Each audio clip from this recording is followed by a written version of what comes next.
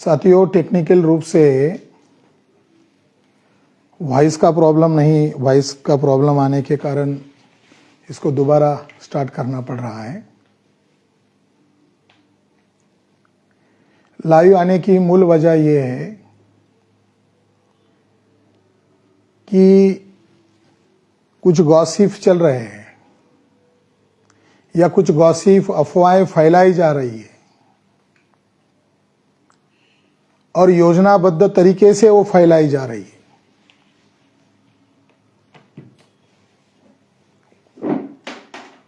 और संगठन के पदाधिकारियों को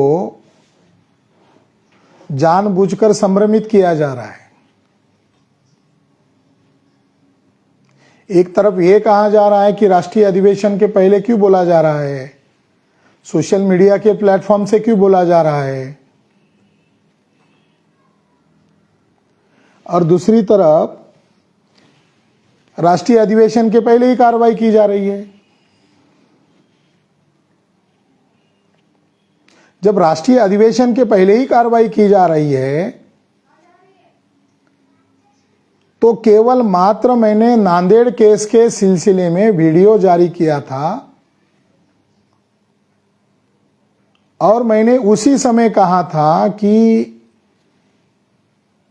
जब माननीय राष्ट्रीय अध्यक्ष जी क्रिया करेंगे तो सच्चाई बताने के लिए मैं सामने आऊंगा। जैसे कि परसों उन्होंने क्रिया की है, बिलास खराब तोड़फोड़ कर रहे हैं, ये मुझ पर आरोप लगाया है और माया बगाटे निर्दोष है, ये भी उन्होंने टिप्पणी की है। अगर माया बगाटे निर्दोष है तो विलास खरात कैसे दोषी है, सवाल है। गॉसिप फैलाई जा रही है चरित्र हनन की। लोग मुझे कई सारे सवाल कर रहे हैं उन गॉसिप को आधार बनाकर। मेरे हिती चिंतक, मेरे दोस्त इन गॉसिप पर यकीन नहीं कर रहे हैं, मगर सभी लोगों के मन में, इंडिया में और इंडिया के बाहर के भी लोगों में यह सवाल खड़ा हो रहा है कि विलास खरात जैसे 22 साल पूर्णकालीन प्रचारक के तौर पर रहे व्यक्ति को संगठन से आखिरकार क्यों निकाला जा रहा है, निकालने के पीछे क्या मंशा है? क्या बैठकर इस मामले को सुलझाया नहीं जा सकता था? मैं बाम से भारत मुक्ति मोर्चा तमाम ऑफिसर विंग के कार्यकर्ता पदाधिकारियों को सैल्यूट करता हूं कि वो इस उम्मीद पर है कि इस मामले को सुलझाया जाए। विवाद नहीं होना चाहिए, मगर आनन फानन में, जल्दबाजी में मुझको इसीलिए निकाला गया ताकि मैं ही सच्चाई लाऊंगा। अंदर रहते हुए भी सच्चाई आने वाली है, बाहर निकाल दिया जाएगा तो बदनाम कर दिया जाएगा और बदनाम करने वाला दृष्टिकोण प्रस्तुत कर दिया जाएगा तो लोग उसकी बातों को यकीन नहीं करेंगे, मानेंगे नहीं।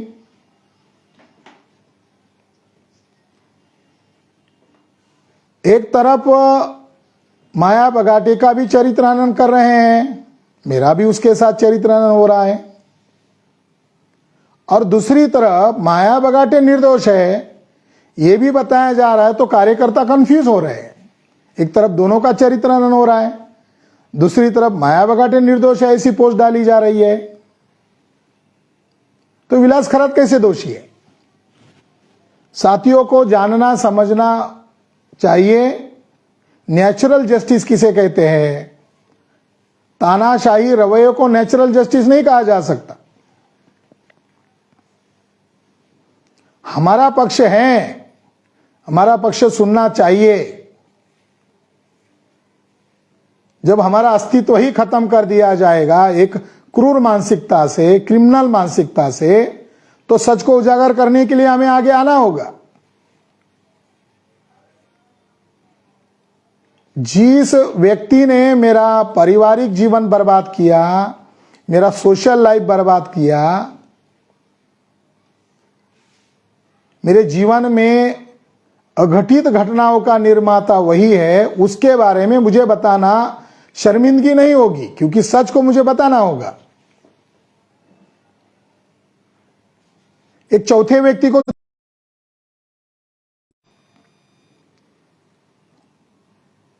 कोरोना काल के दरमियान कच्छ में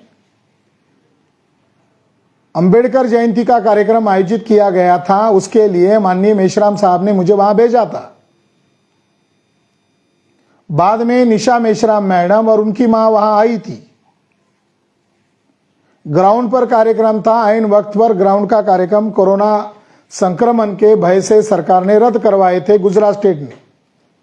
वो कार्यक्रम उन्हीं के मकान में लाइव दिखाया गया था। कार्यक्रम होने के पश्चात निशा मेश्राम मैडम ने खांसी हो रही थी, तो उन्होंने बताया मुझे भी चेक करना होगा। निशा मेश्राम मैडम और उनकी माताजी को चेक किया गया अस्पताल में, तो वो भी कोरोना संक्रमित थे। उस समय माननीय मेश्राम जी ने और मुकेश रंगीला ने उनके लिए गुजरात से, अहमदाबाद से वैन का प्रबंध करवाया। कच्छ से अहमदाबाद के लिए कोई कार्यकर्ता छोड़ने के लिए तैयार नहीं था, क्योंकि वहां बड़े पैमाने पर मेश्राम जी के खिलाफ और उनकी मिसेस के खिलाफ माहौल था। कोई गाड़ी देने के लिए तैयार नहीं था। जैसे तैसे उनको सवेरे तक अहमदाबाद लाया और अहमदाबाद से स्पेशल वैन का बंदोबस्त करके डॉक्टर मगन ससाने जी के शिरूर के अस्पताल में दाखिल किया गया, ताकि गुजरात गवर्नमेंट है उनके खिलाफ साजिश हो सकती है, ये ध्यान में रखकर उनके साथ वैन में वो मरीज है, उनके साथ में बैठकर डॉक्टर ससाने जी के अस्पताल में दाखिल किया। 2 या 3 दिन हो चुके थे। मेश्राम जी पूना भवन में थे। मुझे क्वारंटाइन करके रखा था मेरे निवास पर, और 2 या 3 दिन चले गए। माननीय निशा मेश्राम मैडम ने वो मुझे मिलने क्यों नहीं आ रहे हैं ये बताकर लाइव स्ट्रीम वीडियो बनाया था, जिसमें माननीय वामन मेश्राम जी के चरित्र पर उंगलियां उठाई थी। उस समय मेश्राम जी ने मुझे फोन करके कहा, वेताल जी को कहा, आप उसके चश्मदीद गवाह हो, आप सच्चाई बयान करो, क्योंकि निशा मेश्राम मैडम ने यह भी कहा था कि वामन मेश्राम दूसरा राम है। वामन मेश्राम मुझे, मेरी मां को और विलास खरात को मरवा रहा है। मुझे भी लोग फोन करने लगे थे।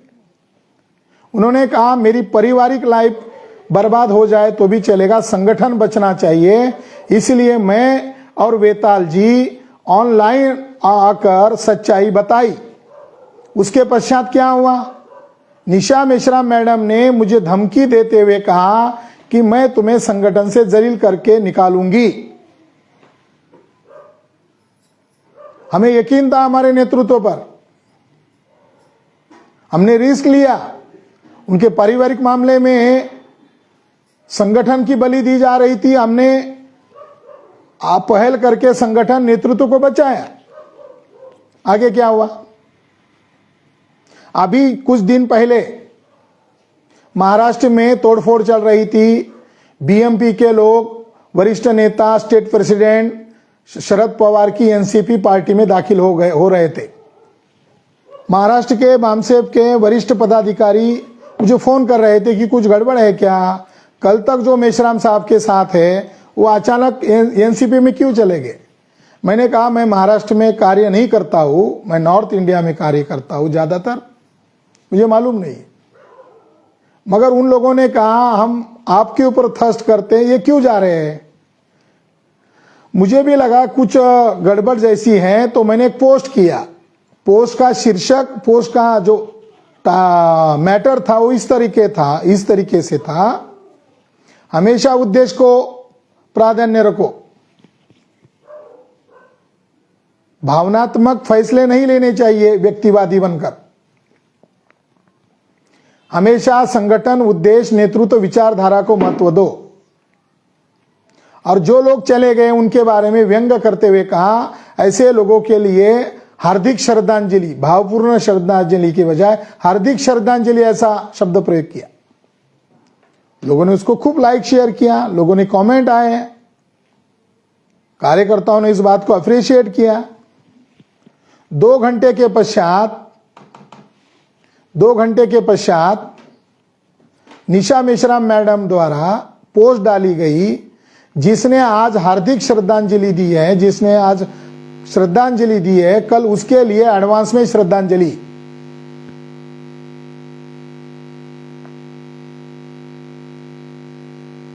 ग्रहण ज्यादा देर तक नहीं टिकता। तो निशा मेश्राम मैडम ने पहले ही मुझे निकालने की धमकी दिया था और उनके दूसरे इस कमेंट से कार्यकर्ताओं में प्रतिक्रिया शुरू हुई कि मेश्राम साहब और खराज सर संगठन बचाने का काम कर रहे हैं और निशा मेश्राम मैडम संगठन तोड़फोड़ करने वाले का समर्थन दे रही है। उनके कमेंट को स्क्रीनशॉट किया और मराठी में कैप्शन डाला तोड़फोड़ करने वाले लोगों के द्वारा कि मराठी में यह लिखा था, मैडम ने फारच जबरदस्त पाचर मारलेली आहे बुआ, और उसका जमकर इस्तेमाल किया जा रहा था उस स्क्रीनशॉट का। मैंने माननीय मेश्राम साहब को यह बताया कि निशा मेश्राम मैडम के इस पोस्ट के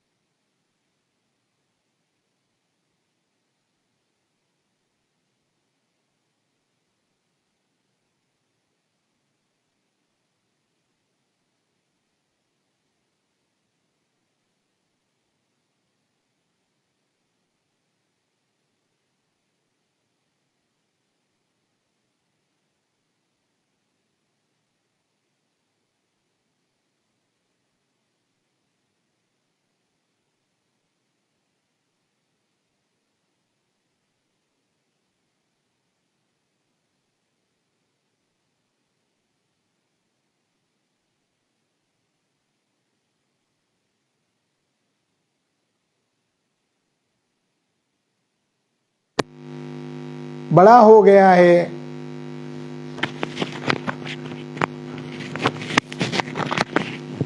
किताबें लिख रहा है,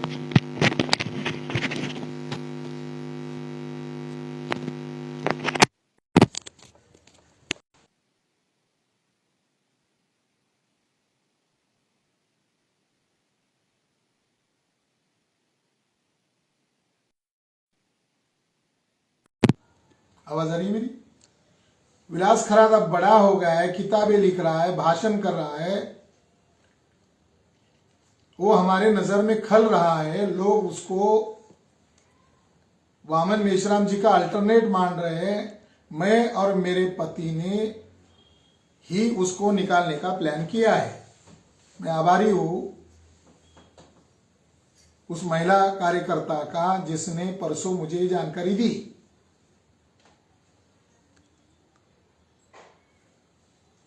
तो मुझे निकालने के लिए अगर ये सारा प्लान चल रहा था और माननीय वामन मेश्राम जी निशा मेश्राम मैडम के कहने पर मुझे निकाल रहे थे, क्यों निकाल रहे थे, क्या योजना थी, ये मुझे समझ में आ गया।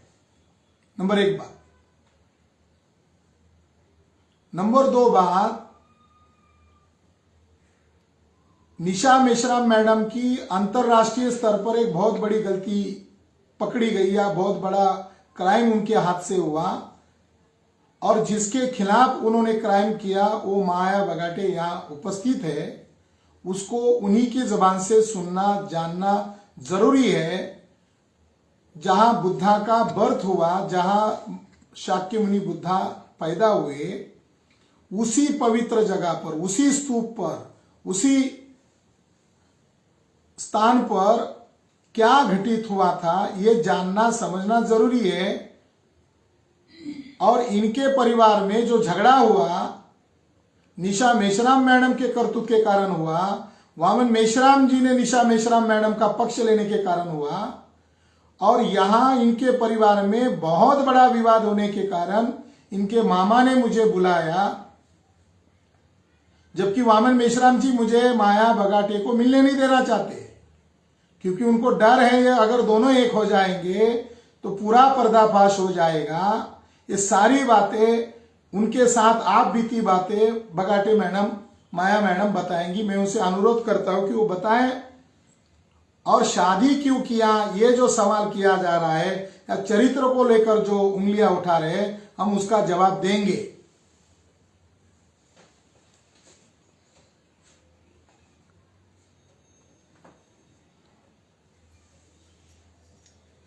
साथियों, मैं कभी लाइव नहीं आई हूँ, ना ही मुझे सोशल मीडिया में कोई इंटरेस्ट है कि मैं किसी के सामने आके कोई बात रखूं या कमेंट करूं। लेकिन कुछ दिनों से जो वाक्य घटित हो रहा है, जो घटनाएं घटित हो रही है, जो कि मैंने मेरे घर वालों को भी नहीं बताई है, कुछ जो पुराने कार्यकर्ता पदाधिकारी है उन लोगों को जानकारी होगी कि मैं आनंद बगाटे की एक विडो हूँ, जो संगठन में काम करते करते शहीद हुआ है। उस शहीद की मैं पत्नी हूँ। मैं 2007 से कार्यकर्ता के तौर पे मैं काम करते आई हूँ, और 2014 में मैंने एक फुल टाइमर से शादी करके खुद फुल टाइमर बनी हूँ मैं।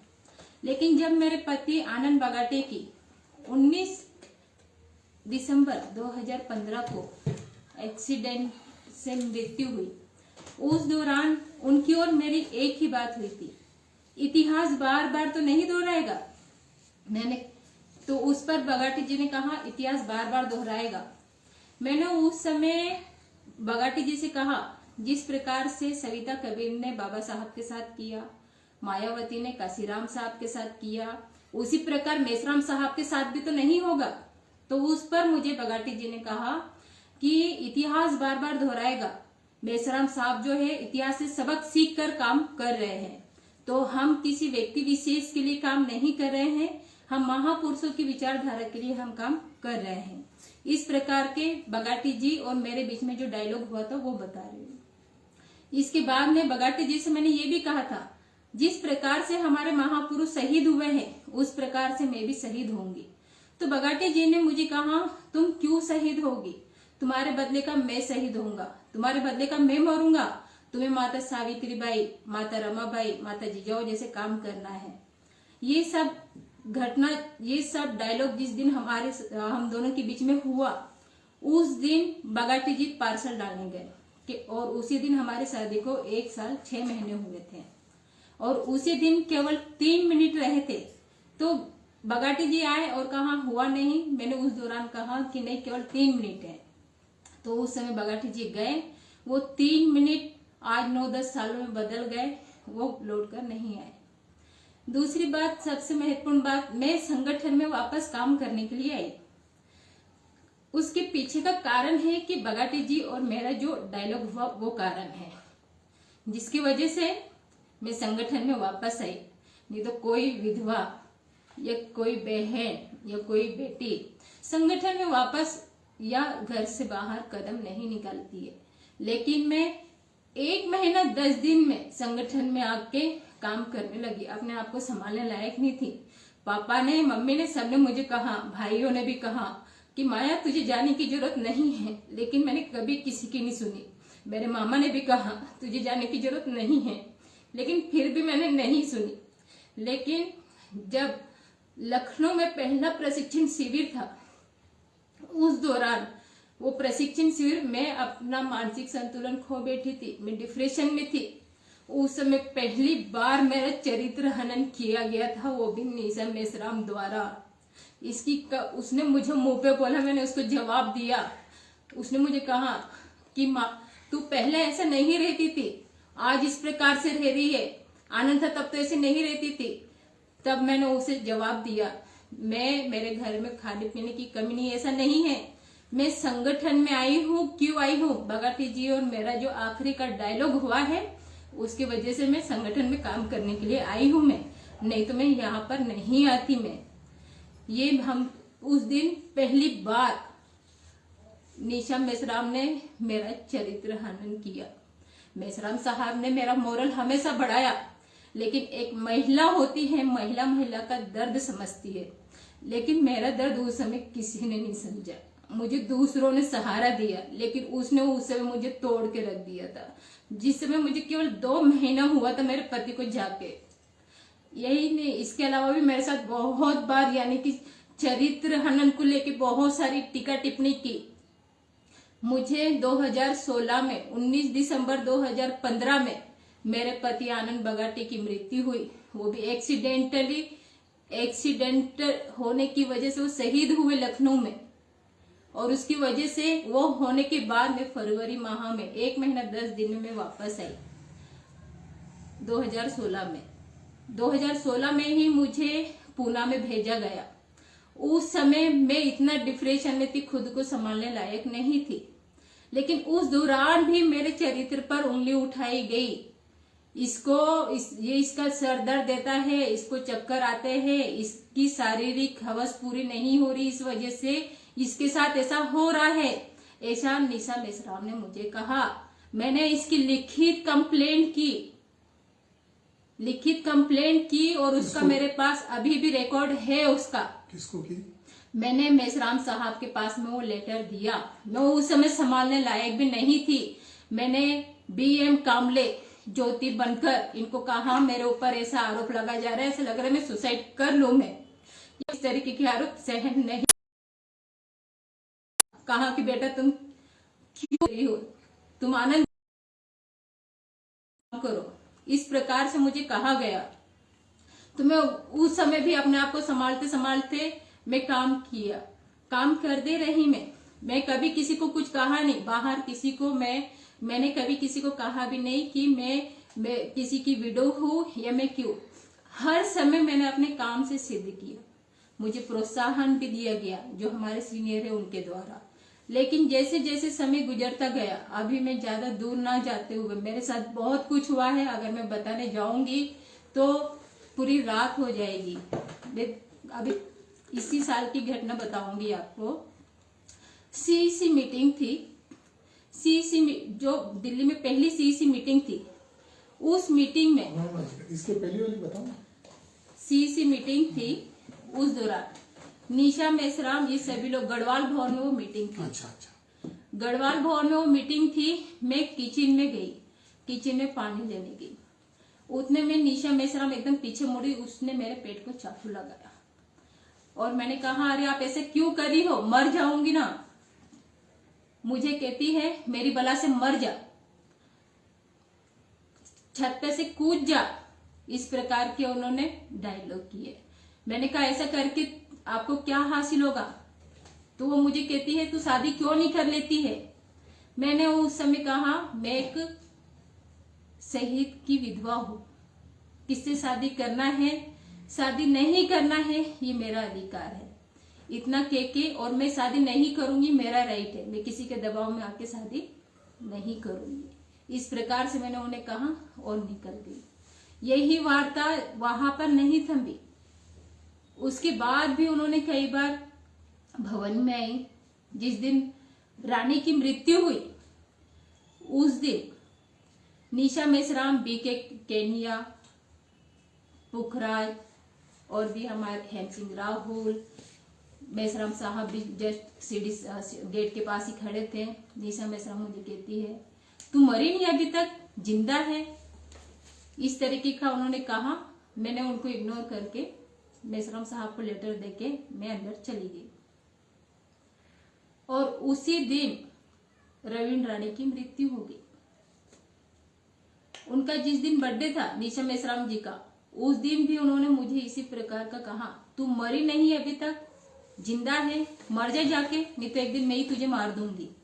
मैंने ये सभी बातें, एक एक बातें मैंने DR ओहल सर को बताई, मैंने खरा सर को बताई, ज्योति बनकर को बताई कि मेरे साथ ऐसा ऐसा हुआ, और मैंने यही सब बातें मेसराम साहब को भी बताई, लेकिन मैंने मेरे घर वालों से कभी शेयर नहीं की, कभी किसी को नहीं बताया, क्योंकि उनका संगठन के प्रति और मुझे लेके बहुत सिक्योर थे। लेकिन आज जो समाज में कार्यकर्ताओं के बीच में जो बदनामी हो रही है, उस बदनामी की वजह से आज मुझे लाइव आना पड़ा। क्यों आना पड़ा, उसके पीछे भी कारण है। नेपाल में जो प्रशिक्षण शिविर, राष्ट्रीय प्रशिक्षण अंतरराष्ट्रीय प्रशिक्षण शिविर आयोजित किया गया था, उस प्रशिक्षण शिविर के मैनेजमेंट की पूरी जवाबदारी मेरे पास थी, डॉक्टर विलास खरा सर के पास थी और माननीय डीडी अंबादी जी के पास में थी। लेकिन सभी चीज का चार्ज मैं देख रही थी, क्योंकि वामन मेश्राम साहब को इन सभी चीजों के बारे में अपडेट देना, निर्णय लेना और उस काम करवाना, ये सभी जिम्मेदारी मेरे पास थी और उसी हिसाब से किया भी। मैं एक लड़की होके अंतरराष्ट्रीय स्तर पे मैंने राष्ट्रीय प्रशिक्षण शिविर की तैयारी को अंजाम दिया, लेकिन उसके बदले में मुझे क्या मिला? उसके बदले में मुझे 22 सितंबर 2024 को थप्पड़ पड़ा। पिटाई की? थप्पड़ पड़ा यानी मेरी पिटाई की। दोस्त क्या था मेरा किसके कि सामने? मैंने सबके सामने? सभी थे वहां पे, भोपाल के लोग थे, एमपी के लोग थे, कसाई होटल में की, वो भी जापानीज होटल है। मेरा दोस्त क्या था कि मैं लड़की होके वहां पर मैनेजमेंट का काम देख रही थी। मेश्राम साहब, पहले निशा मेश्रा और उसकी माँ, वो दोनों आई पीछे, जस्ट मेश्राम साहब थे, उसने आई और कहा तू चाहती क्या है, आके मुझे पीटने लगी। मैंने मेश्राम साहब को आवाज दिया, साहब तुरंत गाड़ी में जाके बैठ गए। ये सब घटना देखी मैंने, आजू बाजू देखा और मैं एकदम भागते हुए गई और वहां रोने लगी मैं कि मेरा दोस्त क्या था, मेरा कसूर क्या था। मैं लड़की होके काम कर रही हूँ, उसका मुझे प्रोत्साहन मिला है। उतने में डॉक्टर विलास खराज जी आए और मुझे समझा रहे हैं, मैडम ये ऐतिहासिक जगह है, मैडम यहाँ पर इस तरीके से आप तमाशा मत कीजिए। मैंने उनसे भी यही कहा था, मेरा दोस्त क्या है, क्या कसूर था मेरा जो उसने मुझ पर हाथ उठाया, क्या गुनाह किया था मैंने इस तरीके से। डॉक्टर बाबा साहब अम्बेडकर जब नेपाल गए थे 1956 में, उस दौरान सविता कबीर ने भी ये घटना, ये इसी तरीके की वारदात की थी। उसने कार्यकर्ताओं के बीच में, कार्यकर्ता की बीबी के साथ में बदतमीजी की, झगड़ा किया। बाबा साहब वहां से निकले और वहां इंडिया आने के बाद उनकी हत्या हो गई। यही सब बात मैंने डॉक्टर विलास खरात को कहा, आप मुझे मत बताओ, मैं लोगों को समझाती हूँ, लोगों को मोटिवेट करके संगठन से जोड़ती हूँ, तो आप ये बातें मुझे मत बताओ। वही घटना, इतिहास फिर वही दोहराया। उस समय सविता कबीर ने किया, इस समय निशा मेश्राम ने मेरे साथ में किया। उस समय मैं रोई, मैं सुसाइड करने वाली थी। मेरे घर के एक व्यक्ति को नहीं पता था कि मैं क्या करने वाली हूँ, ना मेरी मम्मी को पता था, ना बहन को पता था, न किसी को, केवल पता था मेश्राम साहब को। वहां पे जो विशाल बाबू गौतम, मनोज जयगढ़ी, ये 4-5 जो लोग थे, उन सभी लोगों को डीडी अंबादी जी को भी बताया। उस समय भी उन्होंने चरित्र हनन किया मेरा। गलती क्या, केवल लड़की होके अंतरराष्ट्रीय स्तर पर मैनेजमेंट कर रही थी। मुझे हर चीज परोसी हुई नहीं मिली है, संघर्ष करके मैं यहाँ पे इस मुकाम पे पहुंची थी मैं। और यही नहीं, इन सब चीजों को ध्यान में रखते हुए मुझे मोटिवेट किया जा रहा था, मैडम आप शांत रहिए, शांत रहिए।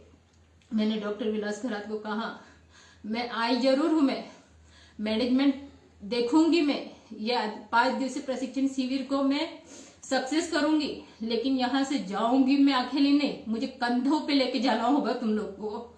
इस तरीके का मैंने उस दिन डॉक्टर विलास जी को कहा। यही सब बातें मैंने डॉक्टर विलास खरात ने साहब को बताई। साहब ने मुझे दोपहर के समय प्रशिक्षण शिविर चल रहा था, लंच ब्रेक में उन्होंने मुझे कॉल किया, मुझे कहा मुझे ऐसी ऐसी बातें पता चली है। मैंने कहा ये सही है, मैं करने वाली थी, मेरे साथ जो हुआ है वो अमानवीय है, किसी के साथ नहीं होना चाहिए। मेरे कोई पापा नहीं है, मेरे कोई पति भी नहीं है, ना मेरे मम्मी पापा साथ में है, ना बहन थी मेरे साथ में। लेकिन फिर भी मेरे साथ में ऐसा हुआ क्यों? क्योंकि मैं अकेली थी वहां पे। हम संगठन में हर किसी को साथ सहयोग करने की बात करते हैं। मैंने कभी किसी के सामने यह नहीं बताया कि मैं कमजोर हूँ या मेरे साथ कभी कुछ हुआ है। कभी किसी के सामने मैंने ये नहीं, केवल काम से सिद्ध किया। लेकिन उस समय मैं पूरी तरीके से टूट गई थी। ये सब बातें मैंने मेसराम साहब को बताई कि मेरे साथ में ऐसा ऐसा हुआ है।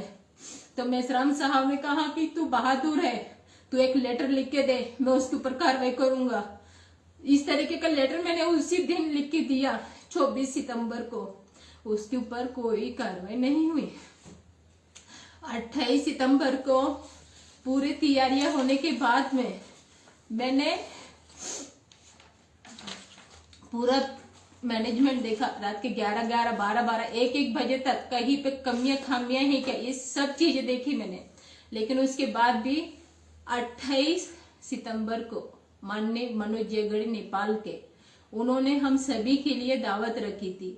उस दावत में उस जगह पे मैं भी गई थी। पहले मेसराम साहब, निशा मेसराम और उनकी माँ हंसा नंदेरिया, वो भी वहां पर उपस्थित थी। वो लोग खाना खाने लगे और हम लोग बाद में वहां पर पहुंचे।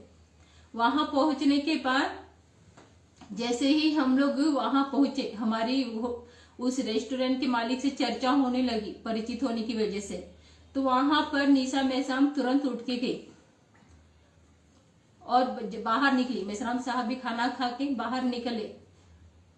निशा मेसराम वापस आई, मुझे कहती है तू मरी नहीं अब तक, तू मर क्यों नहीं जाती है, तू चाहती क्या है, तुझे संगठन छोड़ने के कितने पैसे चाहिए, तू कीमत बता तेरी।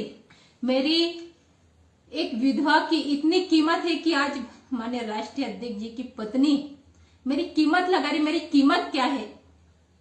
अगर कोई ब्राह्मण लगाता तो वो मुझे समझ में आता कि तेरी कीमत क्या है, लेकिन मेरी कीमत पूछी जा रही। मैं ये नहीं समझ पाई कि मैंने ऐसा क्या किया। संगठन में काम करते करते अपने पति को गवा दिया 22 साल की उम्र में। क्या ये मेरा कसूर था? इस वजह से मेरे साथ में ये किया गया। वहां से मैं, ये सब होने के बाद में मेसराम साहब ने आवाज दिया, निशा निशा नहीं आई तो उसको तो झापड़ मार के बाहर लेके गए। उसी दिन हम सभी लोग लखनऊ के लिए हम लोग गाड़ी से निकले, जिसमें शरद मौर्य, मैं, डॉक्टर विलास खरान और अपना हमारा ये अंबेडकर नगर का प्रमोद कुमार, हम ऐसे 4 लोग थे। लखनऊ से हम 3 लोग यहाँ पर आए, दिल्ली कार्यालय। वहां आने के बाद मैंने मेरी बहन के लिए, मेरे घर में कोई छोटा नहीं है, मेरी बहन है जो साथ में रहती मम्मी के, तो उसके लिए मैंने नेपाल से कुछ सामान नहीं लिया। इस वजह से मैं दिल्ली ऑफिस के कुछ ही दूरी पे डीमार्ट है, वहां पर सामान लेने गई मैं। और खराज सर को भी कुछ सामान लेना था, तो वो भी कुछ सामान लेने के लिए उस डीमार्ट में गए। लेकिन वहां से लौटने के बाद मुझे फोन पे फोन आते हैं, तुम क्या कर रही हो, तुम क्या कर रही हो, कहाँ हो? मैंने कहा मैं सामान लेने के लिए आई हूँ। मुझे ये सब कहकर मुझसे लेटर लिखवाया, तुम्हें अभी के अभी भोपाल निकलना है, पूरा सामान लेके निकलना है। मैंने यही कहा कि ट्रेन नहीं है, मैं कल निकल जाऊंगी। लेकिन कहा नहीं, तुम्हें किसने कहा? अभी वो भी ही बताओ ना। मेसराम साहब ने ही कहा था मुझे तुम्हें निकलना है। मैं रात के 12 बजे मैं ऑफिस से निकली, रोते हुए निकली मैं। चांद मोहम्मद, परविंदर प्रताप, ये लोग मुझसे पूछ रहे मैडम क्यों रो रही हो आप? मैंने उस दौरान कहा मेरी मम्मी की तबीयत खराब है। मैंने मेरे घर पे भी नहीं बताया मैंने कि मेरे साथ क्या हुआ है, क्यों हुआ है, कुछ भी नहीं। मेरा कसूर क्या था? मैं बिना बताए केवल कुछ ही कदम की दूरी पे डीमार्ट में गई थी, और यही सब बातें जो मैं घर वालों से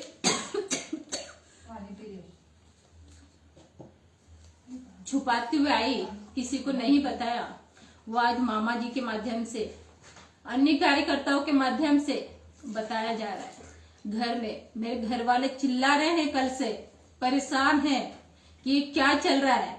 आज मेरे पापा होते तो कोई मुझे चूक करके भी नहीं बोलता, लेकिन ना होने की वजह से, इन सब लोगों की करतूतों की वजह से आज मुझे सब लोग बोल रहे। मेरा पूरा परिवार परेशान है, मेरे पूरे खानदान के लोग परेशान हैं। फोन आ रहे हैं गांव से, भोपाल से, अन्य जो कार्यकर्ता हैं वो भी, कि क्या हुआ है, क्यों सुसाइड करने वाली है। मैं वहां से आने के बाद में जब डी आर राहुल जी को पता चला, उन्होंने मुझे कहा तू संगठन छोड़ दे, संगठन छोड़ दे, मैं तुझे लेटर बताता हूँ, वो लेटर टाइप करके दे। तू क्यों ऐसी जलील की तरह तू संगठन में जी रही है, मान सम्मान स्वाभिमान है या नहीं है, इस तरीके से और गुरुजी ने कहा मुझसे। तब भी मैंने उनका ना सुनते हुए सब सुना। मैंने ये सब बातें मैंने मेसराम साहब को बताई। मुझे ऐसे ऐसे फोन आ रहे हैं, ऐसे ऐसे लोग मुझे कह रहे हैं, ये सब जानकारी दी मैंने। इतना सब बताने के बाद, ये करने के बाद फिर भी मैं संगठन में वापस आई। संगठन में मैंने काम किया और करते हुए आई हूं मैं, कभी नहीं। लेकिन आज मेरा इच्छा मरण वाला संदर्भ क्या है? इच्छा मरण वाला संदर्भ यही है कि मैं वहां से आई, मुझे वो जीने नहीं दे रहा। जो नेपाल में मेरे साथ घटना हुई, कभी मेरे माँ बाप ने मुझे चू करके नहीं कहा, लेकिन आज मुझे नेपाल से बेइज्जत करके मुझे भगाया गया। नेपाल तो छोड़िए, मुझे न्याय की उम्मीद थी। मैं नेपाल से दिल्ली आई, दिल्ली से मुझे रात के 12 बजे भोपाल के लिए भेजा गया, जहां ट्रेन की सुविधाएं नहीं थी, बस नहीं थी। पूरी रात मैंने रेलवे स्टेशन पे काटी। ये सब मेरे घर के लोग आज मुझे कह रहे हैं, तेरे घर के लोग, अगर तू संगठन में काम करती है, महिला हो के तेरे साथ ऐसा क्यों किया। ये सब बातें भी मैंने कभी किसी को नहीं बताई, लेकिन ओहल गुरु जी को यह पता चला। उन्होंने मुझे कहा, मैं उनको पिता तुल्य मानती हूं मैं हर चीज में। उन्होंने मुझे कहा, तुझे अक्ल नहीं है, तुझे समझ में नहीं आ रहा है, तेरा यूज किया जा रहा है। बीबी ने तुझे नेपाल में पीटा, पति ने रात के 12 बजे तुझे ऑफिस से भगाया। मुझे इस तरीके से तू रिजाइन दे, लेटर लिख के दे, तू, मैं बताता हूं तुझे लेटर, ऐसा मुझे और गुरुजी ने कहा। लेकिन फिर भी मैंने उनमें से किसी का भी नहीं सुना।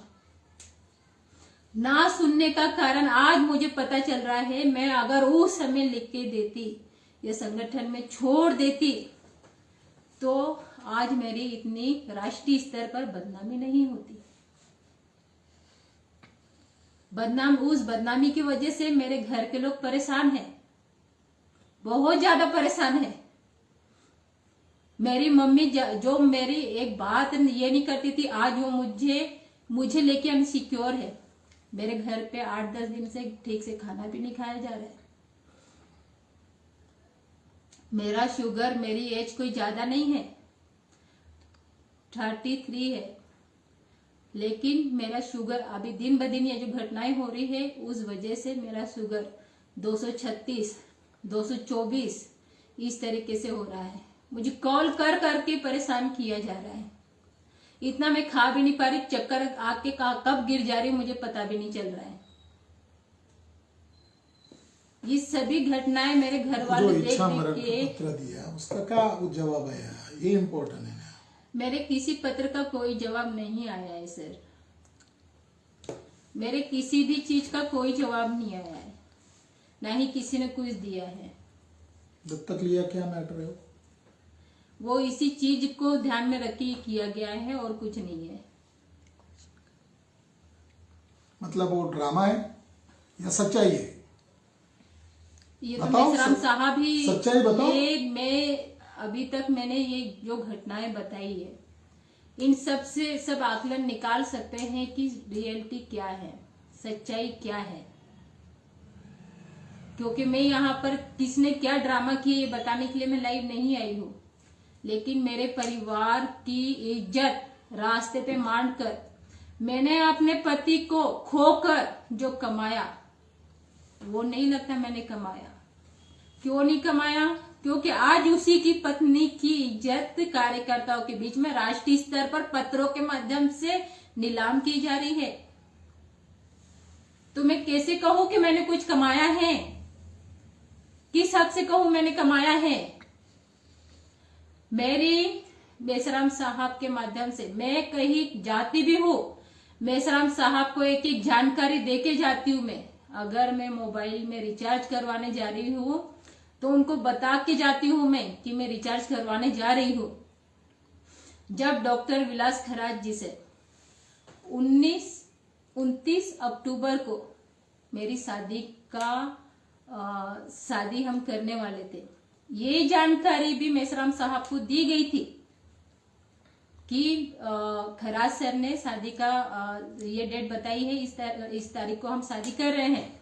उस समय भी उन्होंने मुझे इस चीज के लिए प्रोत्साहित किया, ठीक है तुम करो शादी, विलास से उचित और कोई व्यक्ति नहीं है तुम्हारे लिए, तुमने शादी करना चाहिए, अच्छी बात है। उस समय उन्होंने मुझे पैसे भी दिए कि बेटा जाओ, जाके शादी के लिए कपड़े लेके आओ।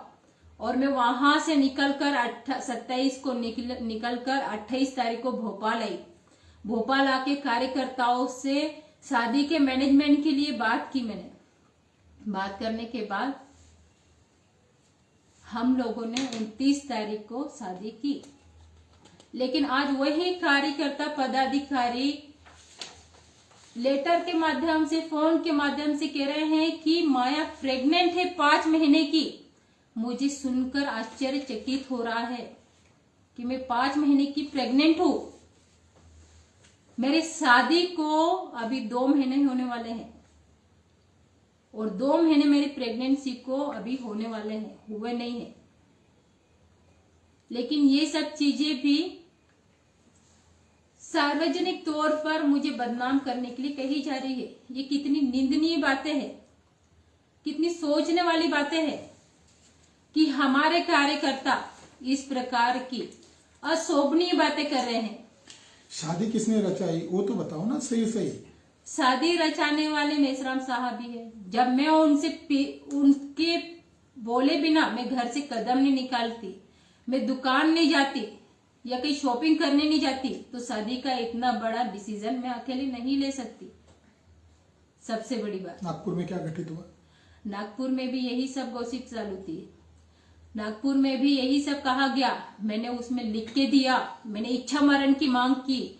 मैंने नेपाल में जो घटना घटित हुई उस घटना को ध्यान में रखते हुए निशा मेश्राम ने दीपक वासनिक जी को कॉल किया। कॉल करके कहती है 11 तारीख को साहब नागपुर में आए हैं क्या? माया ने जरूर साहब को बुलाया होगा, भैया मेश्राम साहब को माया से बचा लो। इस प्रकार का निशा मेश्राम ने कहा। ये सब सुन के, नेपाल की घटना देख के, मुझे ऑफिस से भगाने से लेके इस सभी चीजें में इतने डिप्रेशन में चली गई कि मैं किसी को बता भी नहीं सकती थी मैं। ये आज मेरे मामा की वजह से, मेरे घर वालों की वजह से मुझे आज बताना पड़ रहा है। परिवार में चर्चाएं चल रही है, इन सब चर्चाओं को ध्यान में रख के मुझे आना पड़ा। ये जो बात मैंने केवल कागज में लिखकर केवल मैंने मेश्राम साहब को दिया, लेकिन मेरी घर की मेरी इज्जत रास्ते पर, राष्ट्रीय स्तर पर लाने की वजह से मुझे आज लाइव आना पड़ा। अगर मेरे साथ ऐसा नहीं होता, विलास खराज जी के साथ शादी उन्हीं लोगों ने करवा की थी। बदनाम विलास खराज तो किया जा रहा, लेकिन नाम तो उसमें मेरा भी है ना। ये नहीं है मेरा नाम उस लेटर में, यह उल्लेख नहीं है मेरा उस लेटर में। उस लेटर में मेरा उल्लेख है। विलास खरात ने अगर कहा मेरी पत्नी को मैंने बच्चा गिराने के लिए कहा, उसमें भी मेरा नाम है। और उसी चीज को कहा जा रहा है कि माया 5 महीने की प्रेग्नेंट थे। जब शादी को ही 2 महीने हो रहे हैं तो प्रेगनेंसी को 5 महीने कैसे हुए? कौन सा भाई? मैं संगठन की बेटी हूं, तो कौन सा भाई, कौन सी माँ, कौन सा पिता अपनी बेटी की इज्जत ऐसे रास्ते पे लाता है या बदनाम करता है? जिस बच्चे को जन्म भी नहीं दिया है अभी, उस बच्चे को कलंकित करने का काम किया, उसको दोष देने का काम किया। निशा मेश्राम ने सभी जगह पे कहा, सभी लोगों से कहा कि माया और वामन मेश्राम का अफेयर है, ये जो बच्चा है ये वामन मेश्राम का है। इस प्रकार की प्रतिक्रिया दी जा रही है, कहा जा रहा है, यहां तक कि 5 महीने की प्रेग्नेंट है ये भी कहा गया। मैंने इसी के संबंध में मैंने निशा मेश्राम को एक लेटर लिखा। उस लेटर में मैंने पूछा आखिर ये सब बातें कही जा रही है। मैंने नाम के साथ में लिखा, जिसमें अहोल गुरुजी, राहुल बोर्डे, मुकेश रंगीला और भी बहुत सारे कार्यकर्ता है जिनके पास कहा है। उनसे मैंने स्पष्टीकरण मांगा। कॉपी 2 मैंने मेश्राम साहब को मैंने दिया। मुझे अपेक्षा थी कि निशा मेश्राम मुझे वो जवाब देगी ताकि मैं सिद्ध कर सकूं, मैं बोल सकूं। खरस सर ने भी मुझ पर उंगली उठाई तो मैंने कहा मैं जवाब नहीं दूंगी, वो लेटर मेरा जवाब देगा, इस तरीके से मैंने कहा। लेकिन मुझे कोई जवाब नहीं मिला, किसी प्रकार का जवाब नहीं मिला। मुझे सचिवालय से ही लिख के मिलता है कि ये सब है, आपका इस्तेमाल किया जा रहा है, विलास खरात आपका इस्तेमाल कर रहा है, यूज एंड थ्रो। ये जो बोली भाषा है ये आपकी नहीं है, मुझे मेश्राम साहब ने तैयार किया है, ओहल गुरुजी ने तैयार किया है। यहां तक कि आपका सुप्रीम कोर्ट का जो वकील है, जो लीगल एडवाइजर था, उसकी राइटिंग को मात दी है मैंने। तो मेरी भाषा में अगर मेरी राइटिंग में कोई कहे कि विलास खरात ने राइटिंग है, तो मैं ये भी कहती हूँ कि विलास खरात की इसमें मैं गलतियां निकाल सकती हूँ, लेकिन मुझ पर आरोप नहीं लगा सकते कि मैंने विलास खरात का सहारा लिया है। मैंने जो कुछ कहा, मैंने जो कुछ लिखा, मेरे मामा, मेरी मम्मी, मेरी बहन, इन लोगों के माध्यम से मुझ पे जो आरोप आए हैं, जो उंगलियां उठाई गई हैं, उसको मैंने सिद्ध करने के लिए कि मैंने देखो, मैंने पूछा है, मैंने निशा मेश्राम से पूछा है कि ये जो आरोप लगाया है स्पष्ट करे, लेकिन एक पत्र नहीं आया, ना ही वो सामने आई है। अरे हम महिलाओं को प्रोत्साहन देने का काम करते हैं। मेरा पति काम करते करते शहीद हुआ है संगठन में। मेरी उस समय 22 साल की उम्र थी, 22 साल की। मैं लोगों को उदाहरण देती थी। मैं विधवा होके, एक लड़की होके यंग एज में संगठन में काम कर रही। तुम्हारे साथ क्या हुआ ऐसा जो तुम घर बैठे हो? मोटिवेट करके मैं संगठन में लाती थी। मैं यहां तक कि खरा सर ने भी काम करने से मना किया, उनको मोटिवेट करने का काम भी मैंने किया। लेकिन आखिर में क्या हुआ, मैं खुद अपने आप को संभाल नहीं पा रही। मेरे घर के लोग मुझे बोल रहे मेरा शुगर हाई हो रहा है। मेरी उम्र नहीं है कि मेरा शुगर हाई हो, लेकिन इन सब चीजों के चलते हुए मेरा शुगर हाई हो रहा है। मैं चक्कर खा के गिर रही हूं, अकेले नहीं जा पा रही हूं कहीं पे। आखिर क्यों किया जा रहा है मेरे साथ ऐसा? क्या समाज में मैं काम कर रही हूं, उसका परिणाम, उसका फल दिया जा रहा है मुझे? पति खोने के बाद 1 महीना 10 दिन में संगठन में काम कर रही हूं, करते आई हूं, उसका परिणाम है ये, उसका फल दिया जा रहा है मुझे। आखिर क्यों ऐसे किया जा रहा है?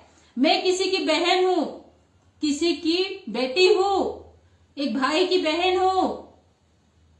अरे ऐसा करने से पहले आप लोग सोचो तो सही कि क्या हम इस प्रकार की बदनामी एक पुरुष के साथ, उस पत्र में नाम जोड़ा हुआ है, उसके साथ हम कर रहे हैं, तो उस महिला पे क्या बीतेगा? 2-3 बार मैंने सुसाइड करने की कोशिश की, एक बार भी नहीं, 2-3 बार छत पे से कूदने की कोशिश की। मैं बाहर हाईवे पे निकल गई, मेरे घर वाले ढूंढते हुए आई मुझे। क्या करना चाहिए मैंने ऐसी चीज में? विश्राम जी ने हाथ खड़े क्यों कर दी? मुझे नहीं पता ऐसा क्यों किया उन्होंने। ये पूछना चाहिए आप लोगों ने, क्यों किया। ठीक है साथियों, ये विक्टिम है और इसका मानसिक शारीरिक तौर पर शोषण किया गया। कुछ बातें हैं जो बहुत गंभीर बातें हैं और बामसेफ संगठन का एक बहुत बड़ा ओहदा है।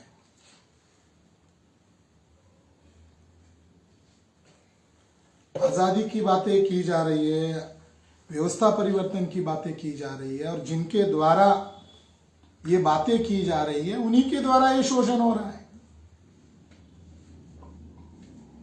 22 साल तक मैं अंधभक्त था उनका। उनको महापुरुष के तौर पर प्रस्तुत कर रहे थे। मैंने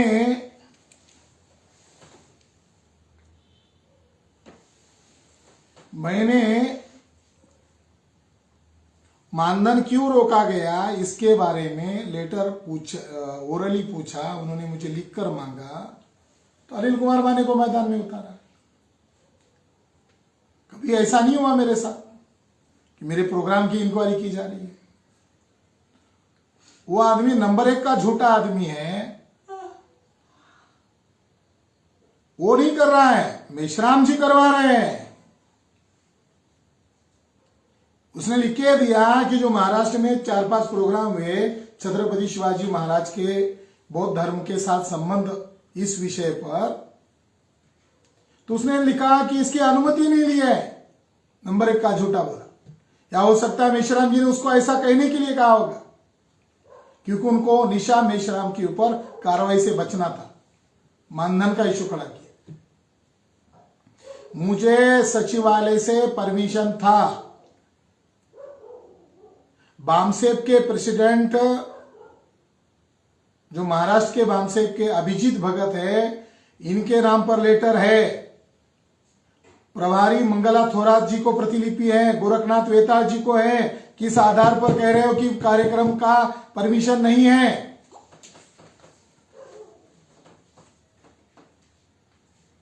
कभी ये कहा जा रहा है कि आपने कॉन्सेंट्रेशन नहीं किया, राष्ट्रीय अधिवेशन पर कॉन्सेंट्रेशन नहीं किया।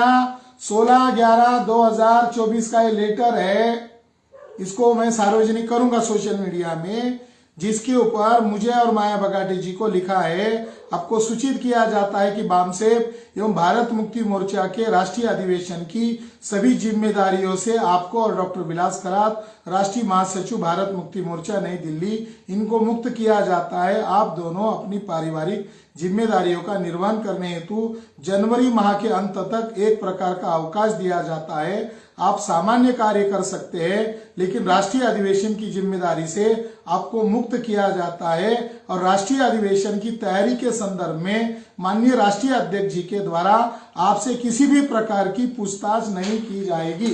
ये लेटर बामसेप सचिवालय से आया है। मैं जब काठमांडू गया तो काठमांडू में रुपेश वसाटे का व्हाट्सएप पर कॉल आया, आपको अर्जेंट एक लेटर आया है जिसमें लिखा गया है कि आप केंद्रीय सचिवालय बामसेप के द्वारा अनुमति न लेकर काठमांडू के प्रोग्राम में गए हो। मेरा पूरा शेड्यूल बना के दिया है उन्होंने सचिवालय के अथॉरिटी लेटर पर, जिसमें बालाघाट का प्रोग्राम है, शेड्यूल का प्रोग्राम है, और उसके बाद नागपुर टू दिल्ली जाना है, दिल्ली से काठमांडू जाना है, काठमांडू से भोपाल आना है वाया दिल्ली। कैसे कह रहे हैं अनुमति नहीं है? जब ये झूठे एक ही मेरे मानधन रोकने के लिए अलग अलग बातें उठाई जा रही थी, तो मैं वहीं से उनको जवाब दिया कि ये मानधन का मामला नहीं है, ये निशा मेश्राम मैडम को बचाने का मामला है। इसलिए मैंने वहीं से माया बगाटे के द्वारा व्हाट्सएप पर एक मैसेज किया और कहा ये मेश्राम साहब को पढ़ के बताओ। तो उसमें उन्होंने उनको बताया, जिसमें मैसेज ये था कि निशा मेश्राम मैडम ने मुझे श्रद्धांजलि दी एडवांस में और माननीय मेश्राम साहब ने उसको अनुमति दी। मैं दोनों पति पत्नी का आभारी हूं और मैं कहा इंडिया में आकर मैं इसका जवाब दूंगा। मेश्राम जी ने माया बगाटे को कहा अगर उसने अभी के अभी लिख के नहीं दिया तो अभी मैं पिछवाड़े लात मार के निकाल दूंगा।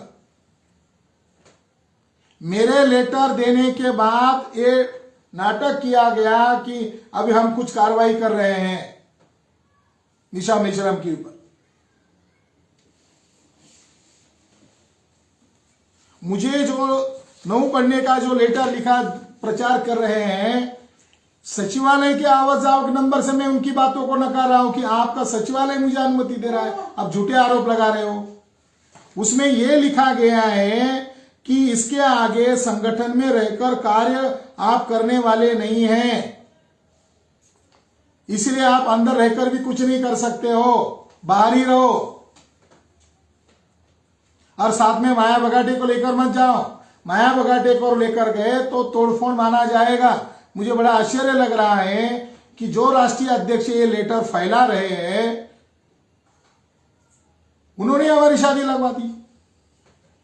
लोग सवाल पूछ रहे हैं शादी कैसे हुई, बताना जरूरी है। उन्होंने मेरे ऊपर बहुत बड़ा गंभीर आरोप लगाया। 22 साल फुल टाइमर की जिंदगी लगाकर तोड़फोड़ का आरोप लगाया। मैं संगठन को तोड़फोड़ नहीं कर रहा हूं। निशा मेश्राम मैडम तोड़फोड़ कर रही है, और तोड़फोड़ क्यों कर रही है ये देश भर के लोगों के सवाल है। और माननीय मेश्राम जी उसके बातों पर यकीन करके सभी लोगों को निकाल क्यों रहे हैं, यह सवाल है।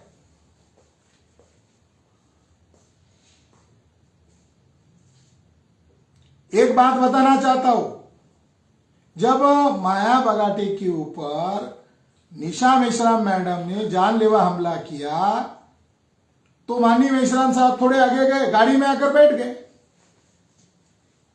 वहां मैं उपस्थित था, मैं नीचे उतरा।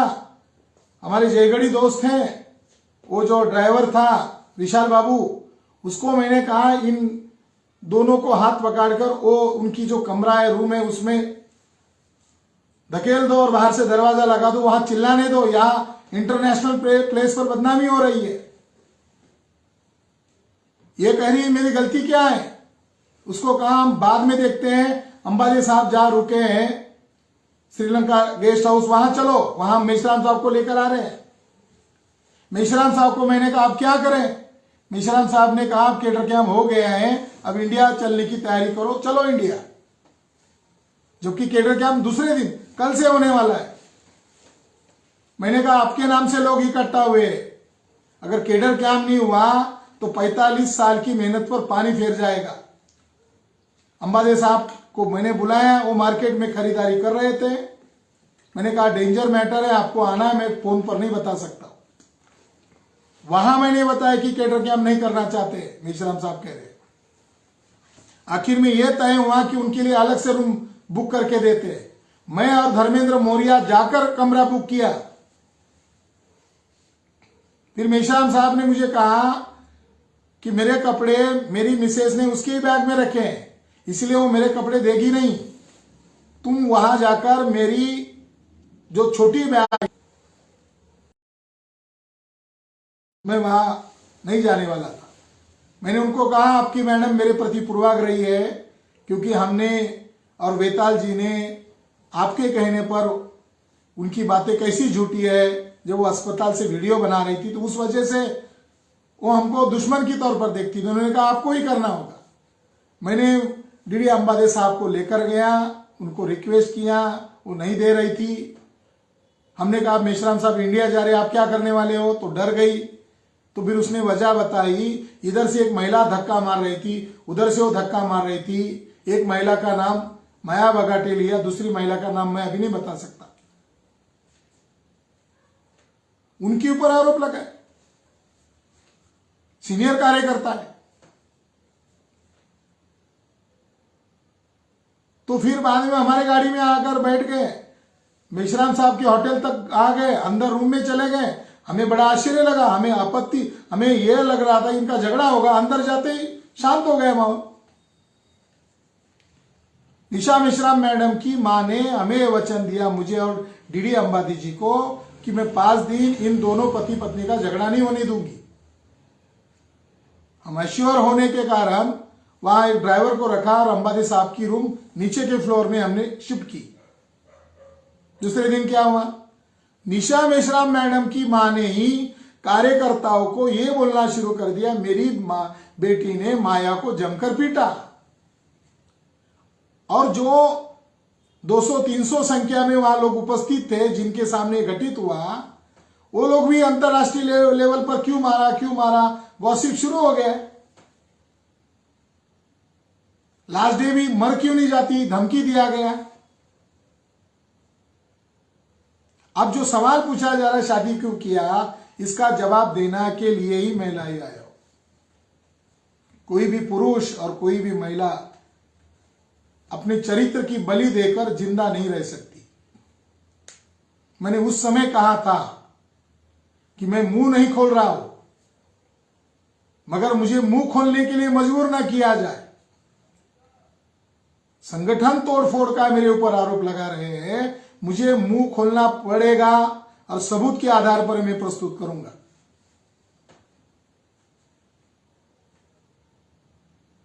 मेरे पास एविडेंस है, शादी वामन मेश्राम जी ने लगाई।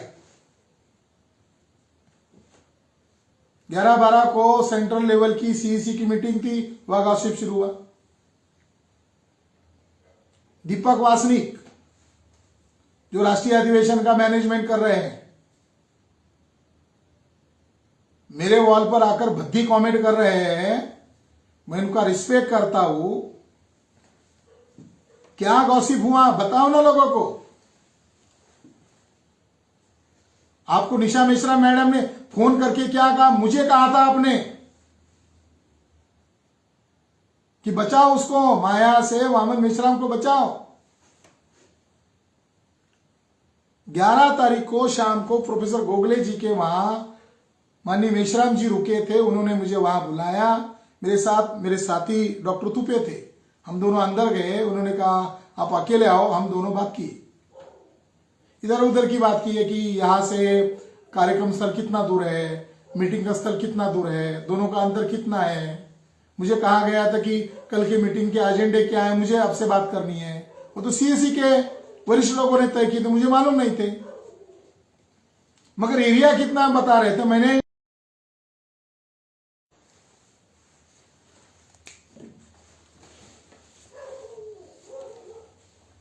तो उसके बाद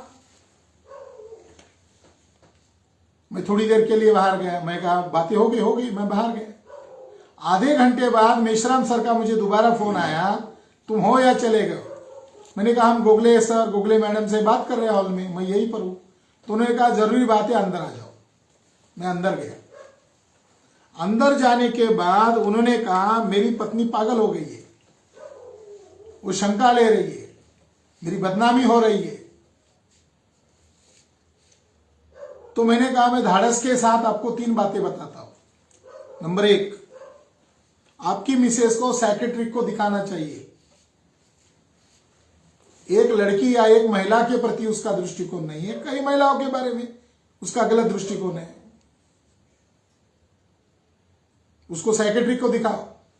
दूसरी बात, जब बुद्धा के बर्थ प्लेस से जो विवाद हुआ, आप गाड़ी में आकर बैठ गए, आपने चप्पल निकालकर आपकी मिसेस को कहा क्यों तमाशे कर रहे हो, मैं मारूंगा तुझे।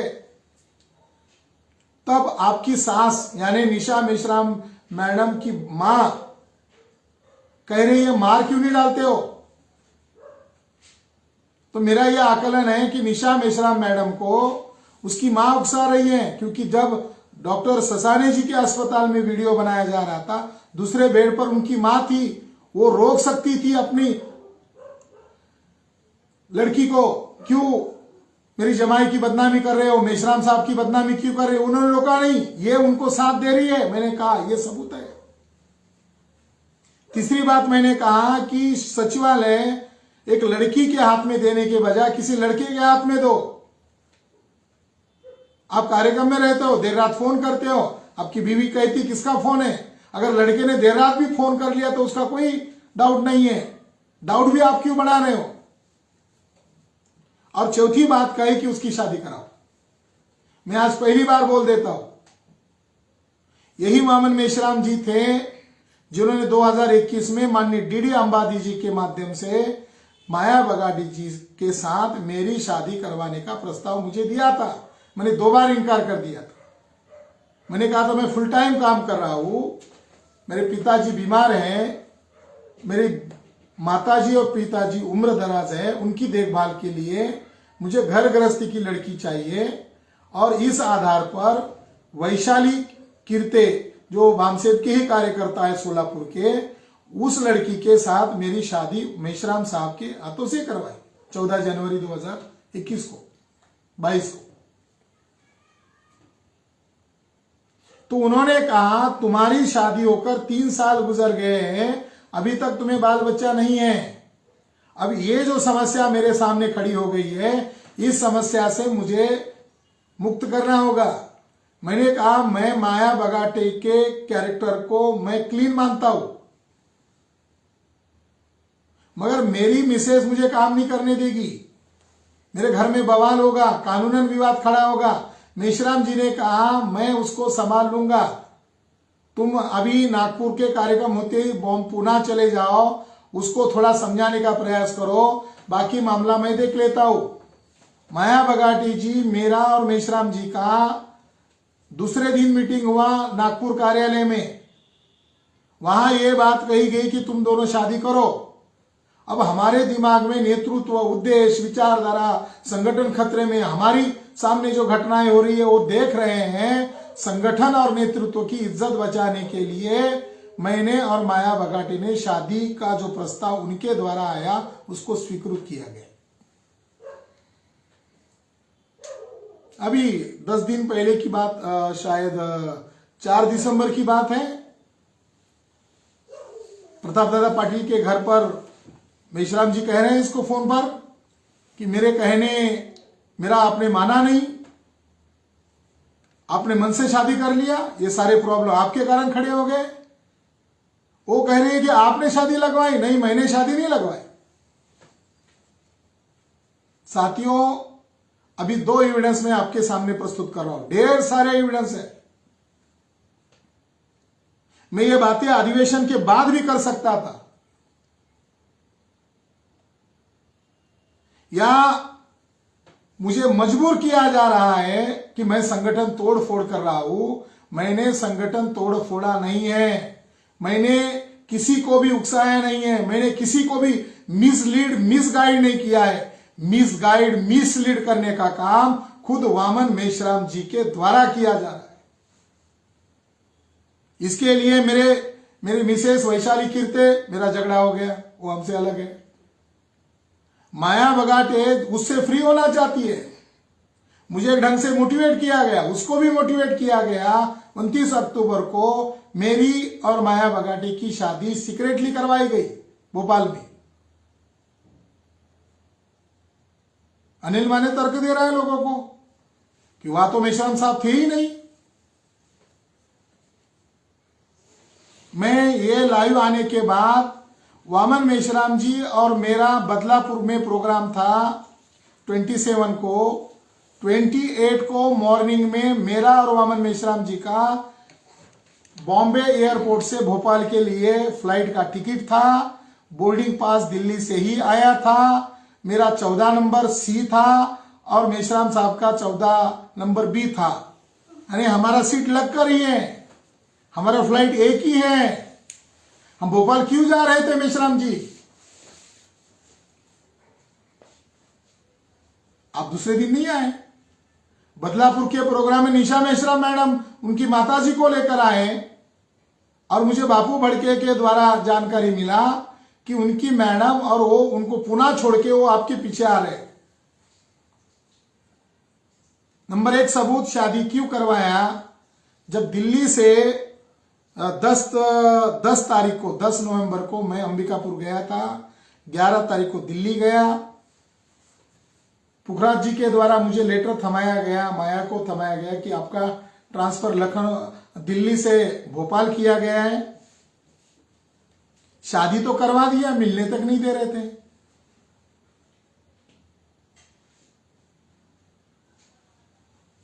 मैंने कहा ड्रामा क्यों किया फिर? ये पॉलिटिकल ड्रामा नहीं तो क्या है? इसने वो सारी बातें उनको बताई तो मेश्राम जी ने असभ्य भाषा का इस्तेमाल किया, अश्लील भाषा का। वो रिकॉर्ड भी नहीं सुना सकता हूं। इसने इच्छा मरण की लेटर लिख के दिया तो मेश्राम जी ने एडॉप्ट करने का नाटक किया। एडॉप्ट नहीं लिया है। उनकी मां ने कहा उनको, क्या मेरी परमिशन लिया था?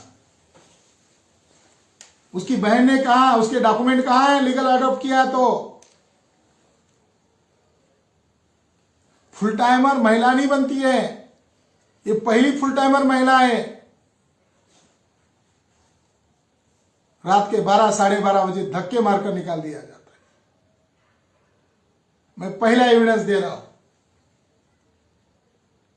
मैं बामसेब के तमाम कार्यकर्ता, पदाधिकारी, महिला जनों को माफी मांगकर कह रहा हूं कि जो बात मैं आज प्रस्तुत कर रहा हूं ये सुनने लायक नहीं है। आप मुझे माफ कीजिए। मेरा दिल टूट गया है उस आदमी से जिसने मुझे जीवन से उखाड़ फेंक दिया है।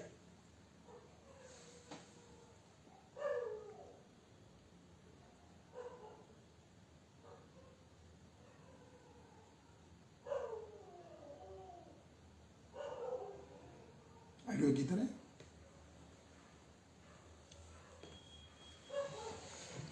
पहला आइडियो है साहब के साथ सेक्सुअल एक्टिविटी करने के लिए उकसा रहे थे। मैं इसको सुना रहा हूं।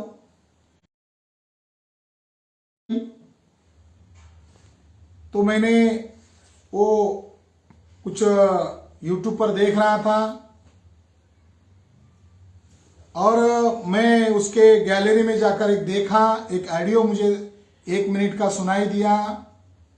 वो वॉशरूम के लिए गई थी, मैं आया, वो सुना और मोबाइल उसके हाथ में देकर कहा कि मेरी शादी प्री प्लान के तहत की गई है। जो मैं सुना हूं, मुझे अभी लग रहा है कि मैं ट्रेन से नीचे कूदकर मर जाऊं।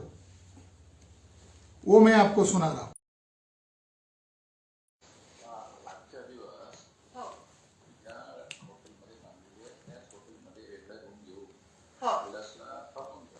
हो चालेल ना, चालेल. हो हो हो बरोबर आहे, बरोबर आहे. हो हो हो हो साहेब. हो हो हो हो. मेश्राम साहब इसमें कह रहे हैं विलास खरात के लिए तुम्हारे पास ही एक होटल में रूम बुक करके लो। नंबर 2,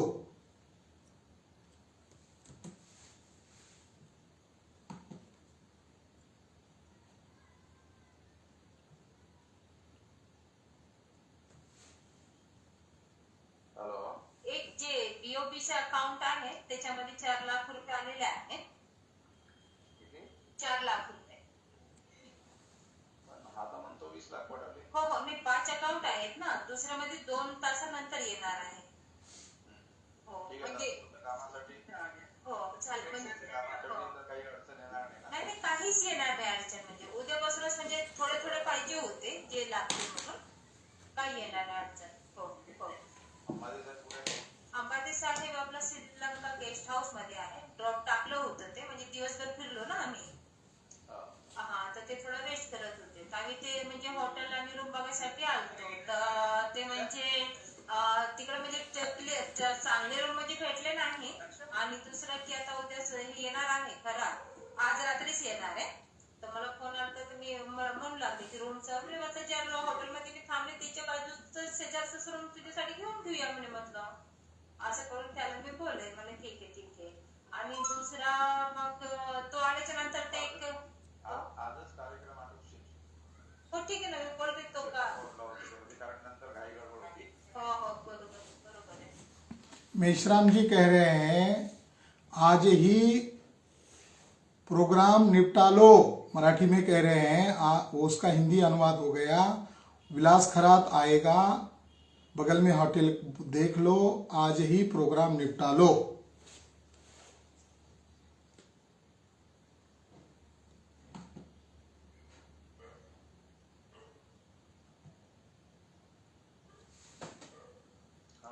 हो सर.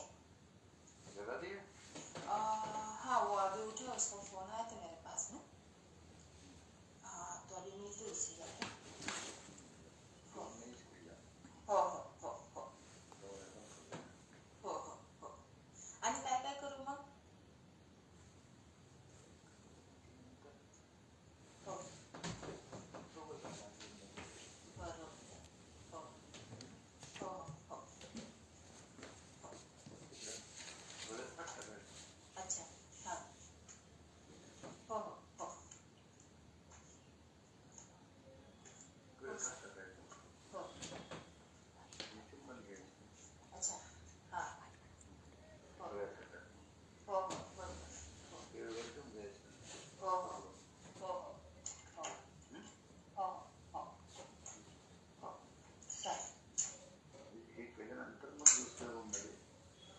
दुसरं रूम जे आहे त्याचं हा हा तिथं अजून बुक नाही आहे ना. नाही नाही नाही नाही मग आज दिवसभर तेवढं तरी चालेल. दिवसभरामध्ये येऊन बघून घ्यायचं. हो हो हो जसं सांगितलं त्या पद्धतीने रूम बघायची. हो हो हो हो हो हो मैं ये डायलॉग फिर से एक बार सुना रहा हूँ, हाँ वो अभी उठा, उसका फोन आया था मेरे पास में. हाँ तो अभी मिलते हैं उससे जाके. हो हो हो हो हो हो हो हो आणि काय काय करू मग. हो बरोबर हो हो हो डोळ्यात हात टाकायचा. अच्छा हाँ हो हो हो डोळ्यात हात टाकायचा हो आणि चुंबन घ्यायचं. अच्छा हाँ हो डोळ्यात हात टाकून हो हो बरोबर हो वेळेवर घेऊन जायचं. हो हो हो हो हो हो हो चालेल. ये मराठी में है साथियों. जो हिंदी भाषिक लोग हैं उनको बताना चाहता हूँ. असभ्य भाषा का प्रयोग राष्ट्रीय अध्यक्ष जी ने करते हुए ये कहा कि विलास के रूम में जाने का है, गले में हाथ डालना है, चुम्बन करना है और उसके साथ सेक्स करना है. वामन मेश्राम जी, ये जब मैंने वीडियो सुना, ये ऑडियो जब मैंने सुना आपका, मेरी नजर में आप उतर गए हो. हद हो गई. आपको हम महापुरुष बना रहे थे. मैंने आपको लेटर में लिखा था पैचअप करने के लिए कि मैंने आपके लिए संगठन के लिए 22 साल लगाए. आपने क्या कहा? मेरे लिए लगाए.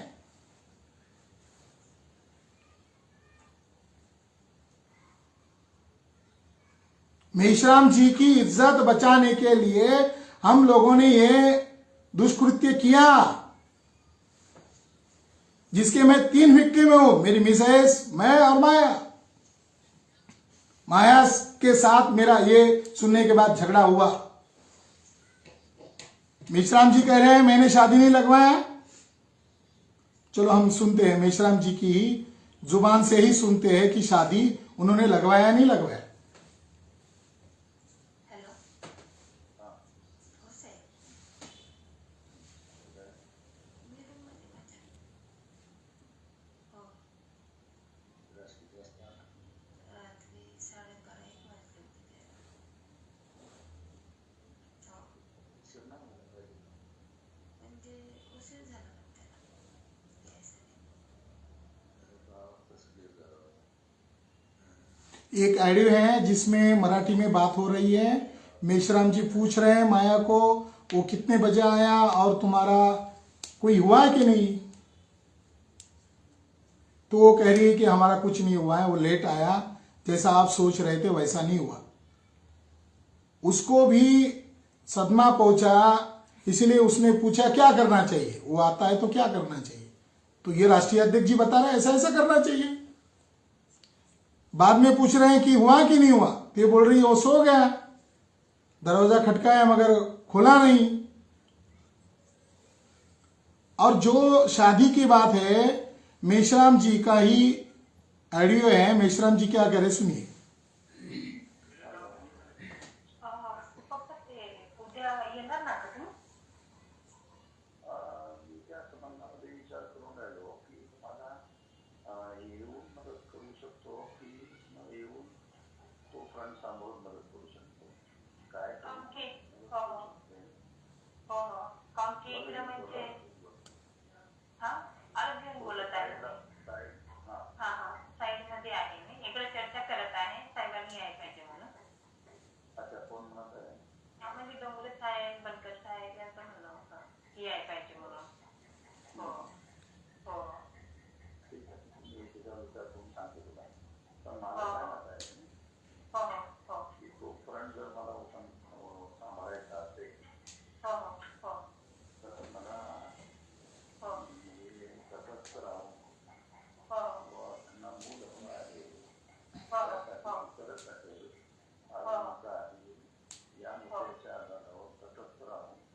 मी तो मोर्चा सांभाळू शकतो आणि त्याच्यामध्ये संघटनेचं होणारं नुकसान जे आहे ते आपल्याला टाळता येऊ शकते हे मला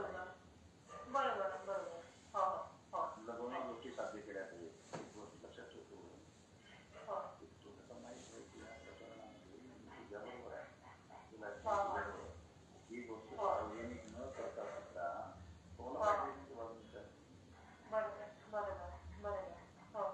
मग पुस्तकाने महामोर्चा तिच्या ती जी काही करत आहे तिला काउंटर करण्याचा प्लॅन बनवत आहे. काउंटर करण्याच्या प्लॅनचा हिस्सा आहे तो मी तसंच आहे. आलं लक्षात? मग मी काय करतो, मग तसंच आहे असं म्हणल्यामुळे मला तो प्रॉब्लेम तिला हँडल करता येईल. पण त्याच्यामुळे तुमच्या ह्याच्यामध्ये पार्टी झाली, सहभागी झाली, करून राहिली. मग मला तो मोठ्या थांबवता येत नाही. कारण अंतिमता काय होणार आहे, त्याची चुकी जी आहे ती माझ्याच पोटामध्ये येणार आहे. मग मी तिला म्हणेन की आता या लोकांनी जे केलेलं आहे आता हा विवाद झालेला आहे, त्याच्या उलट तुम्ही हे उठून टाका. 15-20 मिनिटं अर्ध्या तासापेक्षा जास्त वेळ लावू नका.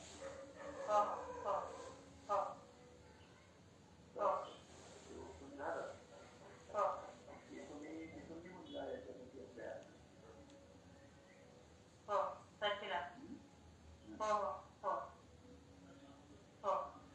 बाकी झालं मोर्चा आहे. आपलं हे आदिवासी एकता परिषदेचे अध्यक्ष आहेत, त्यांचा पण टेलिफोन आला होता. त्यांना पण तिने चिठ्ठी लिहिली असं ती म्हणत होते. त्याच्यावरून माझ्या असं लक्षात येऊन राहिलं की तिचा उद्देश काय आहे की मी हे थांबवावं, माझ्यावर दबाव टाकण्यासाठी ती संघटनेचं नुकसान करण्याच्या कामामध्ये लागली. मग मला संघटना वाचवण्याच्या दृष्टिकोनातून, संघटनेचं होणारं नुकसान वाचवण्याच्या दृष्टिकोनातून मला रणनीती आखावी लागेल आणि त्या रणनीतीचा महत्वपूर्ण भाग म्हणून मी ऍक्शन राहील.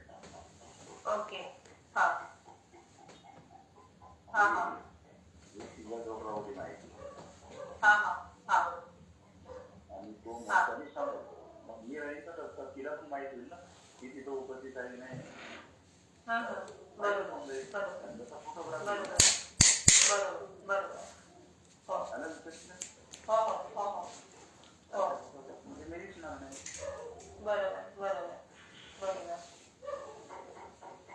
त्यामुळे हा मोर्चा व्यवस्थित आपल्याला सांभाळता येईल. ऍक्सिडेंट मिळालं की ते माझ्याकडे येईल. लक्षात आणि मग मी हा मोर्चा तुझ्या बाजूला सांभाळतो. तिला म्हणजे जसं म्हणजे रेकॉर्ड सरांचा फोन आला का तुम्हाला? हो. ओके.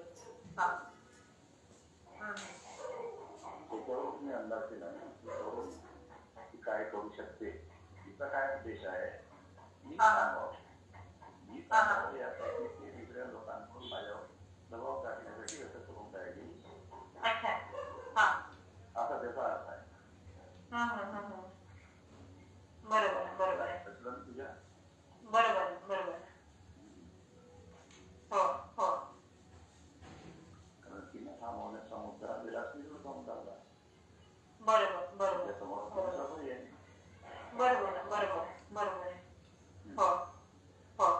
त्यामुळे हा 29 तारीखचा प्रसंग जो आहे माझ्या ऍक्सिडेंटमध्ये पोलीस असला तरी सर्व मी तर तुझ्या बाजूला आहे. ते बरोबर आहे. बोलायचं नाही. अच्छा नाही हे तर बरोबर आहे, पण मुद्दा असं होतं की जसं तुम्ही एकदा आले असते तर ते म्हणजे आमच्यासाठी म्हणजे हे झालं असतं ना, म्हणजे आलं ना ते आलं संघटनेचा आहे ना. बरोबर सुद्धा माझ्या जवळ या संघटनेचा मुद्दा उपयोग केला. मग आपल्याला याचा अर्थ आपल्याला ती गोष्ट सांभाळावं लागणार आहे की नाही. बरोबर बरोबर. हो हा मुद्दा अतिशय त्यांना कमी समजेल की संघटना थोडीशी समाज आहे ते तिथे समजून घे.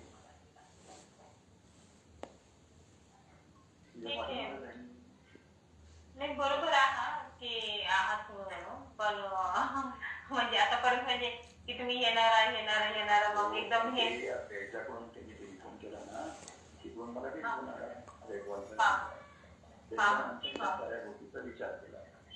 हा बरोबर. आला लक्षात. हो हो हो नाही तर मी तुला आता टेलिफोनच करणार होतो तिकटासाठी. बरोबर म्हणजे बरोबर. पुण्याला पोहोचल्यानंतर ते ट्रॅव्हलिंग करता जरा टेलिफोन आला अच्छा अच्छा. पुण्याला पोहोचण्याच्या अगोदरच. मग मी त्यांना पुण्याला पोहोचल्यानंतर तुम्हाला टेलिफोन करतो. मी त्यांना टेलिफोन केला. काय म्हटलं काय म्हटलं कशासाठी टेलिफोन केला होता म्हटलं असं असं लेटर आहे म्हटलं माझ्या म्हणणार.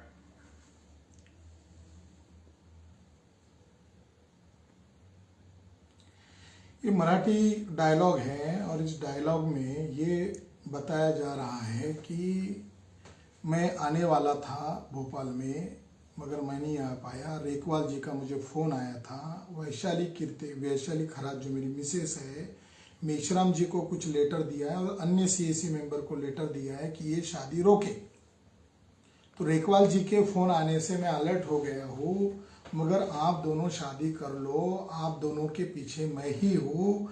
मैं दूसरा मोर्चा संभालूंगा, कानूनन मोर्चा संभालूंगा, संगठन के अंदर का भी मोर्चा संभालूंगा, ऐसा मेश्राम जी ने बार बार कहा. और ये हर हालत में शादी करो ये कहा.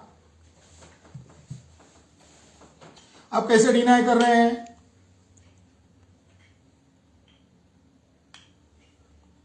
हमने संगठन और नेतृत्व को जो अफवाहें और गॉसिप चल रही है उनके आग्रह पर यह किया. संगठन में सीएसी के मेंबर भी नहीं बोल पाते मेश्राम साहब के खिलाफ. हम तो फुल टाइमर थे.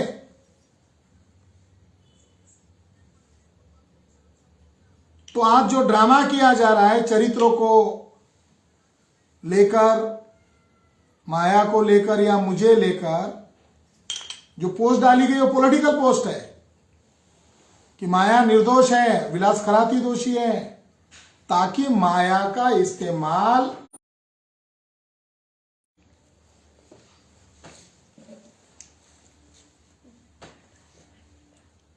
तो साथियों मैं ये जानकारी आप लोगों को शेयर इसीलिए कर रहा हूं.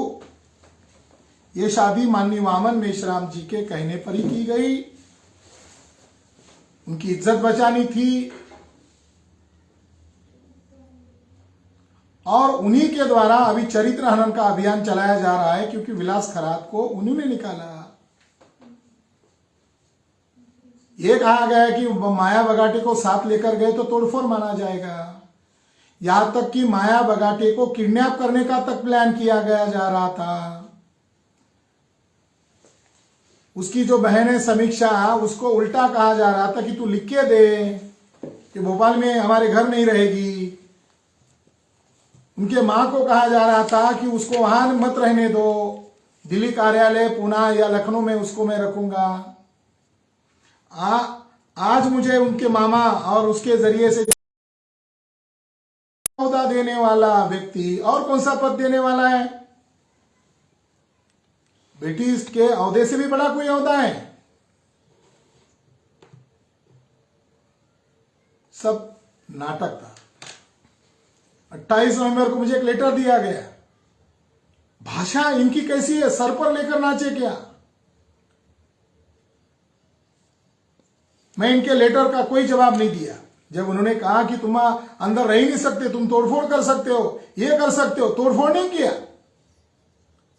केवल 2 ही मुद्दे थे. मेरे मानधन मुझे दे दो, आपके कारण मैं संकट में हूं, मुझे वकील को पैसा देना है. दूसरा, आपकी मैडम मुझे जो श्रद्धांजलि दे रही है, आप उसके ऊपर लेटर इश्यू करो, निर्देश करो. मैं तो इतना ही कह रहा था कि साधारण कार्यकर्ता अगर लेटर देते हैं, नहीं दे जवाब देते, निकाल दिया जाता है। मैं तो उनको निकालने का आग्रह तक नहीं कर रहा था। 28 नवंबर को एक लेटर मुझे आया, मैंने देखा नहीं। 2 नवंबर को माया बगाटे ने मुझे वो लेटर पुणे में दिखाया, जब वो डायबिटिक के डॉक्टर को मिलने के लिए आई थी। उसमें लिखा गया था कि माया बगाटे को अडॉप्ट किया है, इस आधार पर तुम हमारे जमाई हो, यानी मेश्राम जी का मैं जमाई हूं, तुम्हें कोई निकाला नहीं गया, तुम अंदर रहो, काम करो, वगैरह वगैरह। मुझे आश्चर्य लगा, भाषा इतनी मीठी क्यों हो रही है। तो उसने कहा, रुपेश का 2-3 बार फोन आया, मेश्राम साहब के 2 बार फोन आए, मैं इसका जवाब क्या दूं।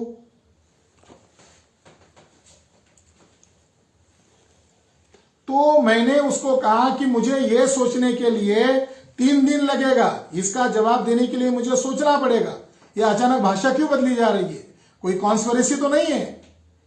आधे घंटे के बाद जवाब आता है कि वो सीमित समय के लिए ऑफर था, वो पत्र अब हम वापस लेते हैं, कोई जैसे दिवाली का ऑफर चल रहा है। मुझे जमाई बनने के लिए संगठन भी नहीं है, मैं फुले शाहू अंबेडकर की विचारधारा का प्रचारक हूं। मुझे प्रचारक भी उन्हीं ने बनाया था, मुझे किसी दूसरे ने नहीं बनाया था। भोपाल में आकर माया की बहन को और माया की मां को कहते हैं कि मैं तुम्हारी बेटी का कल्याण करने के लिए उसे साथ शादी करवाया, विलास के अलावा दूसरा कोई सुटेबल लड़का नहीं है। वो दोनों की जिम्मेदारी मेरी जिम्मेदारी है।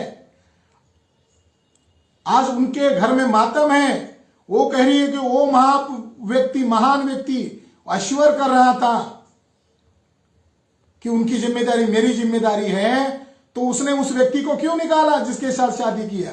उसको गद्दार क्यों कह रहे हो, उसको तोड़फोड़ करने का आरोप क्यों लगा रहे हो, और मेरी बेटी को हमसे ही अलग करके कहां किडनैप करके लेकर जा रहे हो। साथियों, ये महानता का प्रतीक नहीं है, ये महानता का उदाहरण नहीं है, ये घटियापन का उदाहरण है। मैंने सभी साथियों को कहा मैं कुछ प्रतिक्रिया नहीं करूंगा, मगर जो वैसा जवाब देंगे मुझे मजबूर होकर बोलना पड़ेगा। मैंने कुछ नहीं, मंगला थोरात को कहा, एक ही बात कही कि अनिल माने के कारण, वही कहने लगी अनिल माने और थोरात का जमता नहीं है, आप उदास हो, आप कहा अब ये नहीं हो वो नहीं हो। मैंने कहा मुझे कुछ नहीं है, आप काम करो। बाद में उसने मेश्राम साहब को बता दिया, मेश्राम साहब को मंगला थोरात ने बता दिया, एक महिला ने बता दिया, लेटर में लिख दिया, तुम सभी को कह रहे हो। मैंने किसको कहा? 6 दिसंबर महापुरुष डॉक्टर बाबा साहब अंबेडकर का महापरिनिर्वाण दिन है। बामसेब का बर्थ प्लेस भी 6 दिसंबर को है, और मेरा सोशल सुसाइड करवाने का दिन भी 6 दिसंबर है। अमन मेश्राम जी ने मुझे निलंबित करने का लेटर ओपिनियन के तौर पर भेजा। माया बगाटे जी ने 2 पन्ने में लिखा, उनकी कोई गलतियां नहीं है, जो बातें आप बता रहे हो बेबुनियाद हैं। उसका जवाब उसको नहीं दिया जाता, उसके ओपिनियन के आधार पर मुझे संगठन में रखना चाहिए था, नहीं रखा जाता, बल्कि उसको यह कहा जाता है तू संगठन विरोधी है, तू विलास खरात का समर्थन कर रही है। उसने कहा आपने मेरी उसके साथ शादी करवा दी और आप उसके खिलाफ मुझे खड़ा कर रहे हैं, मैं क्या करूं अभी। साथियों, ये सारी बातें दुख भरी बातें हैं। जिसने 22 साल संगठन के लिए लगाया उसके लिए अत्यंत दर्दनाक है, और ये बातें मैं जहर मानकर पी चुका था, और मुझे लग रहा था कि मेश्राम जी अगर चुप रहेंगे और मेरी बदनामी नहीं करेंगे तो मैं मेरी निजी जिंदगी जैसे तैसे जी लूंगा और उद्देश्य संगठन के लिए ये जहर पी लूंगा। हम 3 लोग अभी विक्टिम हैं, मेरा चरित्रानंद, माया का चरित्रानंद। उनके ही इज्जत को बचाने के लिए, उनकी मिसेस के करतूत के कारण हमने शादी किया। आज मैं घोषित कर रहा हूं, वैशाली मेरी पत्नी है, माया बगाटे अर्थात माया खरात भी मेरी पत्नी है। मैं जिम्मेदारी से हाथ ऊपर नहीं कर रहा हूं। जिसने करवा लिया उसने हमारा बलि चढ़ा दिया। अंतिम बात बता रहा हूं, मुझे प्रेशर करने के लिए, ब्लैकमेल करने के लिए वामन मेश्राम जी ने 3 दिन पहले रात के 12 बजे रुपेश वसाटे के द्वारा लेटर भेजा। लेटर में यह शब्द थे कि तुम्हारे ऊपर 70,000 का कर्जा है हमारा, उसको चुकता करना है। 2 लाख लिए थे 3-3.5 वर्ष पहले। मैं 4 महीने के लिए त्रिपिटक की छुट्टी पर था। मैं क्यों गिड़गिड़ा रहा था कि मेरा मानधन दो? उल्टा मेरा उनके ऊपर 50,000 रुपए का पैसा आना बाकी था। मैंने डीडी अंबानी जी को कहा, मैंने लिखित में दिया, अक्टूबर और नवंबर का मेरा मानधन बाकी है। तानाशाह गुंडागर्दी वामन मेश्राम ने लिख के दिया, तुमने 2 महीना काम ही नहीं किया। मेरा डे टू डे का सोशल मीडिया में है। शहडोल में गया था मेश्राम जी, आप महाराष्ट्र में थे, मैं गया था। बालाघाट में आप नहीं गए थे, मैं गया था। अंबिकापुर में मैं गया था और मेरे ऊपर केस हुआ। क्रिश्चियन मोर्चा के प्रोग्राम में मेरे ऊपर केस हुआ। आप कहते हो मैंने कार्यक्रम नहीं किया। गरीब लोग, जो असहाय लोग होते हैं, मराठी में बोलते हैं तड़तड़ाहट लगे। मैं कह रहा हूं बद्दुआ लगेगी तुम्हें। हम तो आपको महापुरुष मान रहे थे, आपके लिए हम केसेस झेल रहे थे। नांदेड़ का केसेस का पैसा नहीं दिया, रायगढ़ के केस का बता दिया। राइटिंग आपकी भद्दी है, उस महिला का आपने क्या किया मैं मुंह खोलूं? उस महिला ने केस डाला है आपके लेटर राइटिंग के ऊपर। मेरा मुंह मत खुलने दीजिए। मैं सभी साथियों को नम्र निवेदन कर रहा हूं, राष्ट्रीय अधिवेशन कीजिए, मगर मुझे बदनाम मत कीजिए। माननीय वामन मेश्राम कोई जन आंदोलन चलाने वाले नहीं है, कोई व्यवस्था परिवर्तन करने वाले नहीं है। उनको अपनी लुगाई को बचाना है और उनकी गलतियों को छुपाने के लिए हर तरह का षड्यंत्र किया जा रहा है। मैं इस मौके पर इतना ही कहना चाहता हूं। ढेर सारी बहुत सारी बातें हैं। मैं आज भी उनको निवेदन कर रहा हूं, 1% बातें हमने खोली है। धमकी मत दीजिए, गालियां मत दीजिए, अश्लील भाषाओं का शब्द प्रयोग मत कीजिए। हमने आपके लिए अश्लील भाषा का शब्द प्रयोग नहीं किया, हमने गालियां नहीं दी, हमने हमारे जीवन को कुर्बान किया आपके लिए। जो बेटे को, बच्चे को लेकर सवाल खड़े कर रहे हैं, गलत है, शर्मनाक है। किसके लिए कर रहे हो ये? बेटी कहते हो और बेटी का ही चरित्र हनन करते हो। उसने अभी नहीं बताया 10 साल में क्या शोषण किया गया।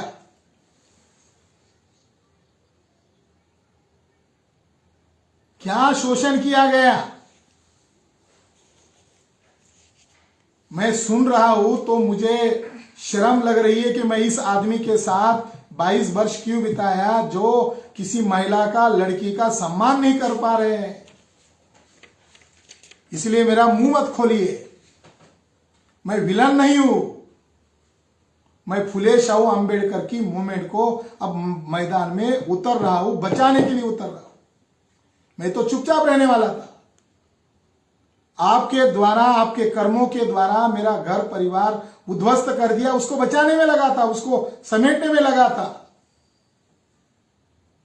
मगर अब मुझे यकीन हो गया है, विश्वास हो गया है, कई फुल टाइमर्स है, कई लोग हैं जो चले गए, वो निशा मेश्राम मैडम के कारण चले गए। 2022 में जो टूट फूट हुई वो निशा मेश्राम मैडम के कारण हुई। 2019 में मुझे संगठन से निकाल दिया गया था। मेरा आग्रह केवल इतना था मेश्राम जी से कि अयोध्या के केस मैटर में हमें एंट्री करनी चाहिए। उन्होंने कहा करो, डाटा निकालो, मुस्लिम वकील को मिलो, रिपोर्ट्स इकट्ठा करो। सब मैंने इकट्ठा किया। एडवोकेट मोनीस थोरात औरंगाबाद के हैं, वो हाईकोर्ट के वकील है, ड्राफ्ट करने के लिए पास में बैठा। क्योंकि वो कहे कि जल्दी करना है, तो आर्कोलॉजी का मैं एक्सपर्ट नहीं हूं, आपके पास डाटा है, रिपोर्ट में कहां पढ़ता बैठूं, आप एविडेंस दो, हम उसको जोड़ते हैं और मैं कानून की भाषा में इसका ड्राफ्ट करता हूं। माननीय पीबी सावंत साहब, पूर्व जज, इनको उसका ड्राफ्ट दिखाया गया, वो मुझ पर गुस्सा किए, कितने दिन तक तुम क्यों चुप बैठे थे, ये केस आप लोग जीतने वाले हो, बामसेब वाले जीतने वाले हैं, और हिंदू मुस्लिम की लहर आप हमेशा के लिए खत्म करने वाले हो, खरात आपको कोर्ट में जाना चाहिए। मुझे उस समय जलील करके निकाल दिया गया। बहुत दर्दनाक कहानी है। मोहम्मद मेश्राम बुद्धिज्म के खिलाफ है। मोहम्मद मेश्राम को बुद्धिज्म के प्रति एलर्जी है। इसके लेटर है मेरे, उनके करस्पॉन्डेंट। मुझे घर पर बिठाया गया, माननीय डीआर ओल ने विनती करके मुझे दोबारा संगठन में लिया। मैं 2019 से लेकर अभी तक चुपचाप काम किया।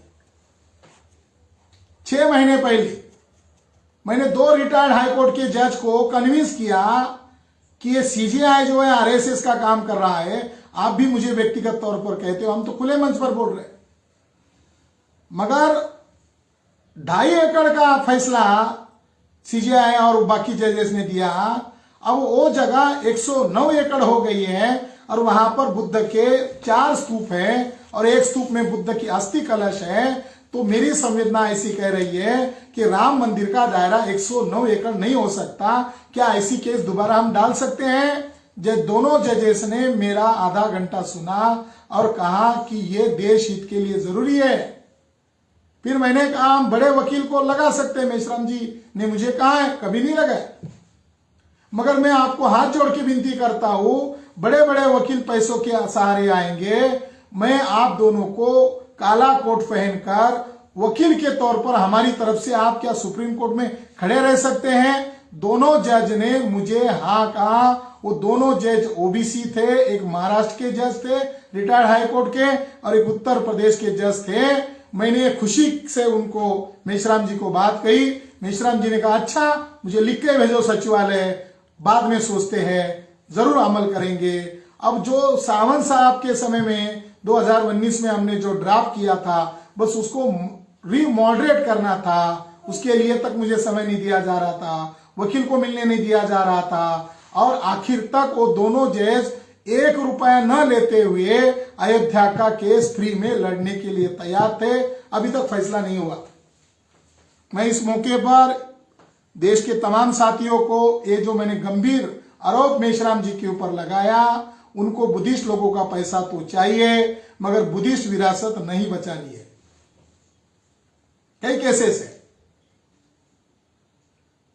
मेरा उनसे व्यक्तिगत झगड़ा अब शुरू हुआ है, क्योंकि उन्होंने मेरा व्यक्तिगत लाइफ भी बर्बाद किया, माया का भी किया, वैशाली का भी किया, और घूम रहे हैं, निर्मल है, स्वच्छ है, नहीं उनके ऊपर ढेर सारे दाग है। कभी उन्होंने हमें उकसाया तो उन सारे सबूत के साथ हम दोबारा आएंगे। हम उनका मुंह नहीं देखना चाहते।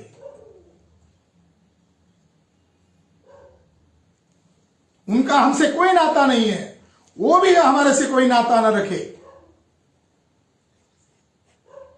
22 साल मैंने समाज के लिए इन्वेस्ट किया। मैं आज इस लाइव प्रोग्राम से मैं बुद्धिस्ट ऑर्गेनाइजेशन की घोषणा कर रहा हूं और उसका बाज़ाब्ता एक प्रोग्राम करके हम मैदान में उतरेंगे। हम बाबा साहब अम्बेडकर के मिशन को पूरा करेंगे। मैं किसी के साथ जुड़ा नहीं हूं। आपने उनको गद्दार घोषित कर दिया क्योंकि आपकी डिक्शनरी में सही को गद्दार है, आपकी डिक्शनरी गलत है। मैं उन लोगों के साथ मिला नहीं हूं। आपका वहम है, डर है, आपका कर्म है, जैसा कर्म वैसा फल मिलेगा। मैं बुद्धिस्ट ऑर्गेनाइजेशन का हमारा जो ड्रीम है बाबा साहब अम्बेडकर का, भारत बौद्धमय करूंगा, शासक जमात बनाऊंगा, देश भर में मैं घूमूंगा। और उस बुद्धिस्ट ऑर्गेनाइजेशन का नाम है सनातन धम्म। बुद्धिस्ट ऑर्गेनाइजेशन हम बना चुके हैं, उसकी मैं घोषणा करता हूं। उसकी सेंट्रल बॉडी की जल्दी घोषणा की जाएगी, बाजाबता उसका प्रोग्राम किया जाएगा और देश भर में 150 करोड़ लोगों में अकेले वामन मेश्राम ही नहीं है। हमें तो नजर दिया गया, इसको दुश्मन मानो, उसको दुश्मन मानो। खापर्डे साहब ने जो कहा वही सही है। खापर्डे साहब ने उपदेश में कहा था, हम पदाधिकारियों का चयन करते, नेता का नहीं।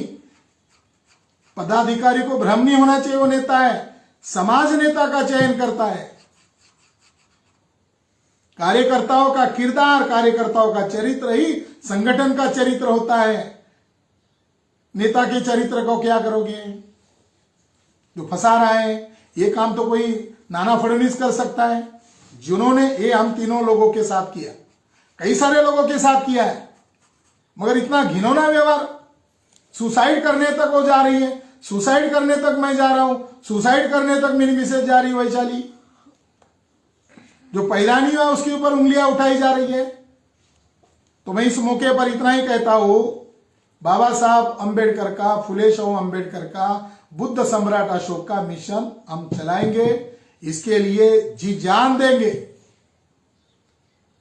आंखें खुल गई, ठोकर लगने से आंखें खुल गई है। कई सारे लोग बहान हैं, उनका किसी ने दर्द नहीं सुना। गद्दार कह दिया, वो कहेंगे आरएसएस के साथ जुड़ गया है, बीजेपी के साथ जुड़ गया है, ब्राह्मणों के साथ जुड़ गया है, चरित्र खराब है, पैसे का भ्रष्टाचार किया है, ये आरोप लगा देंगे। बची कुची जिंदगी वही आरोप का जवाब देते रहेंगे। वो क्या करेंगे फिर? मेरा चरित्र शुद्ध है, माया का चरित्र शुद्ध है। हमें फंसाया गया, मैं मेरी जिम्मेदारी को झटका नहीं रहा हूं। वो मेरी पत्नी है, इसकी भी मैं घोषणा कर रहा हूं। उसके ऊपर, मेरे ऊपर उंगली उठाने का किसको अधिकार नहीं। साथियों, आपका मैंने समय लिया, आपने सुना, क्योंकि मुझे ढेर सारे फोन आ रहे हैं और जो चुभने वाली बातें हैं मुझे उसका जवाब देना उचित समझा। आशा है वामन मेश्राम जी हमें उकसाएंगे नहीं और बाकी जो इतिहास है वो बाहर निकालेंगे नहीं। जय जोहार, जय भीम, नमो बुद्धाय, जय मूल निवासी।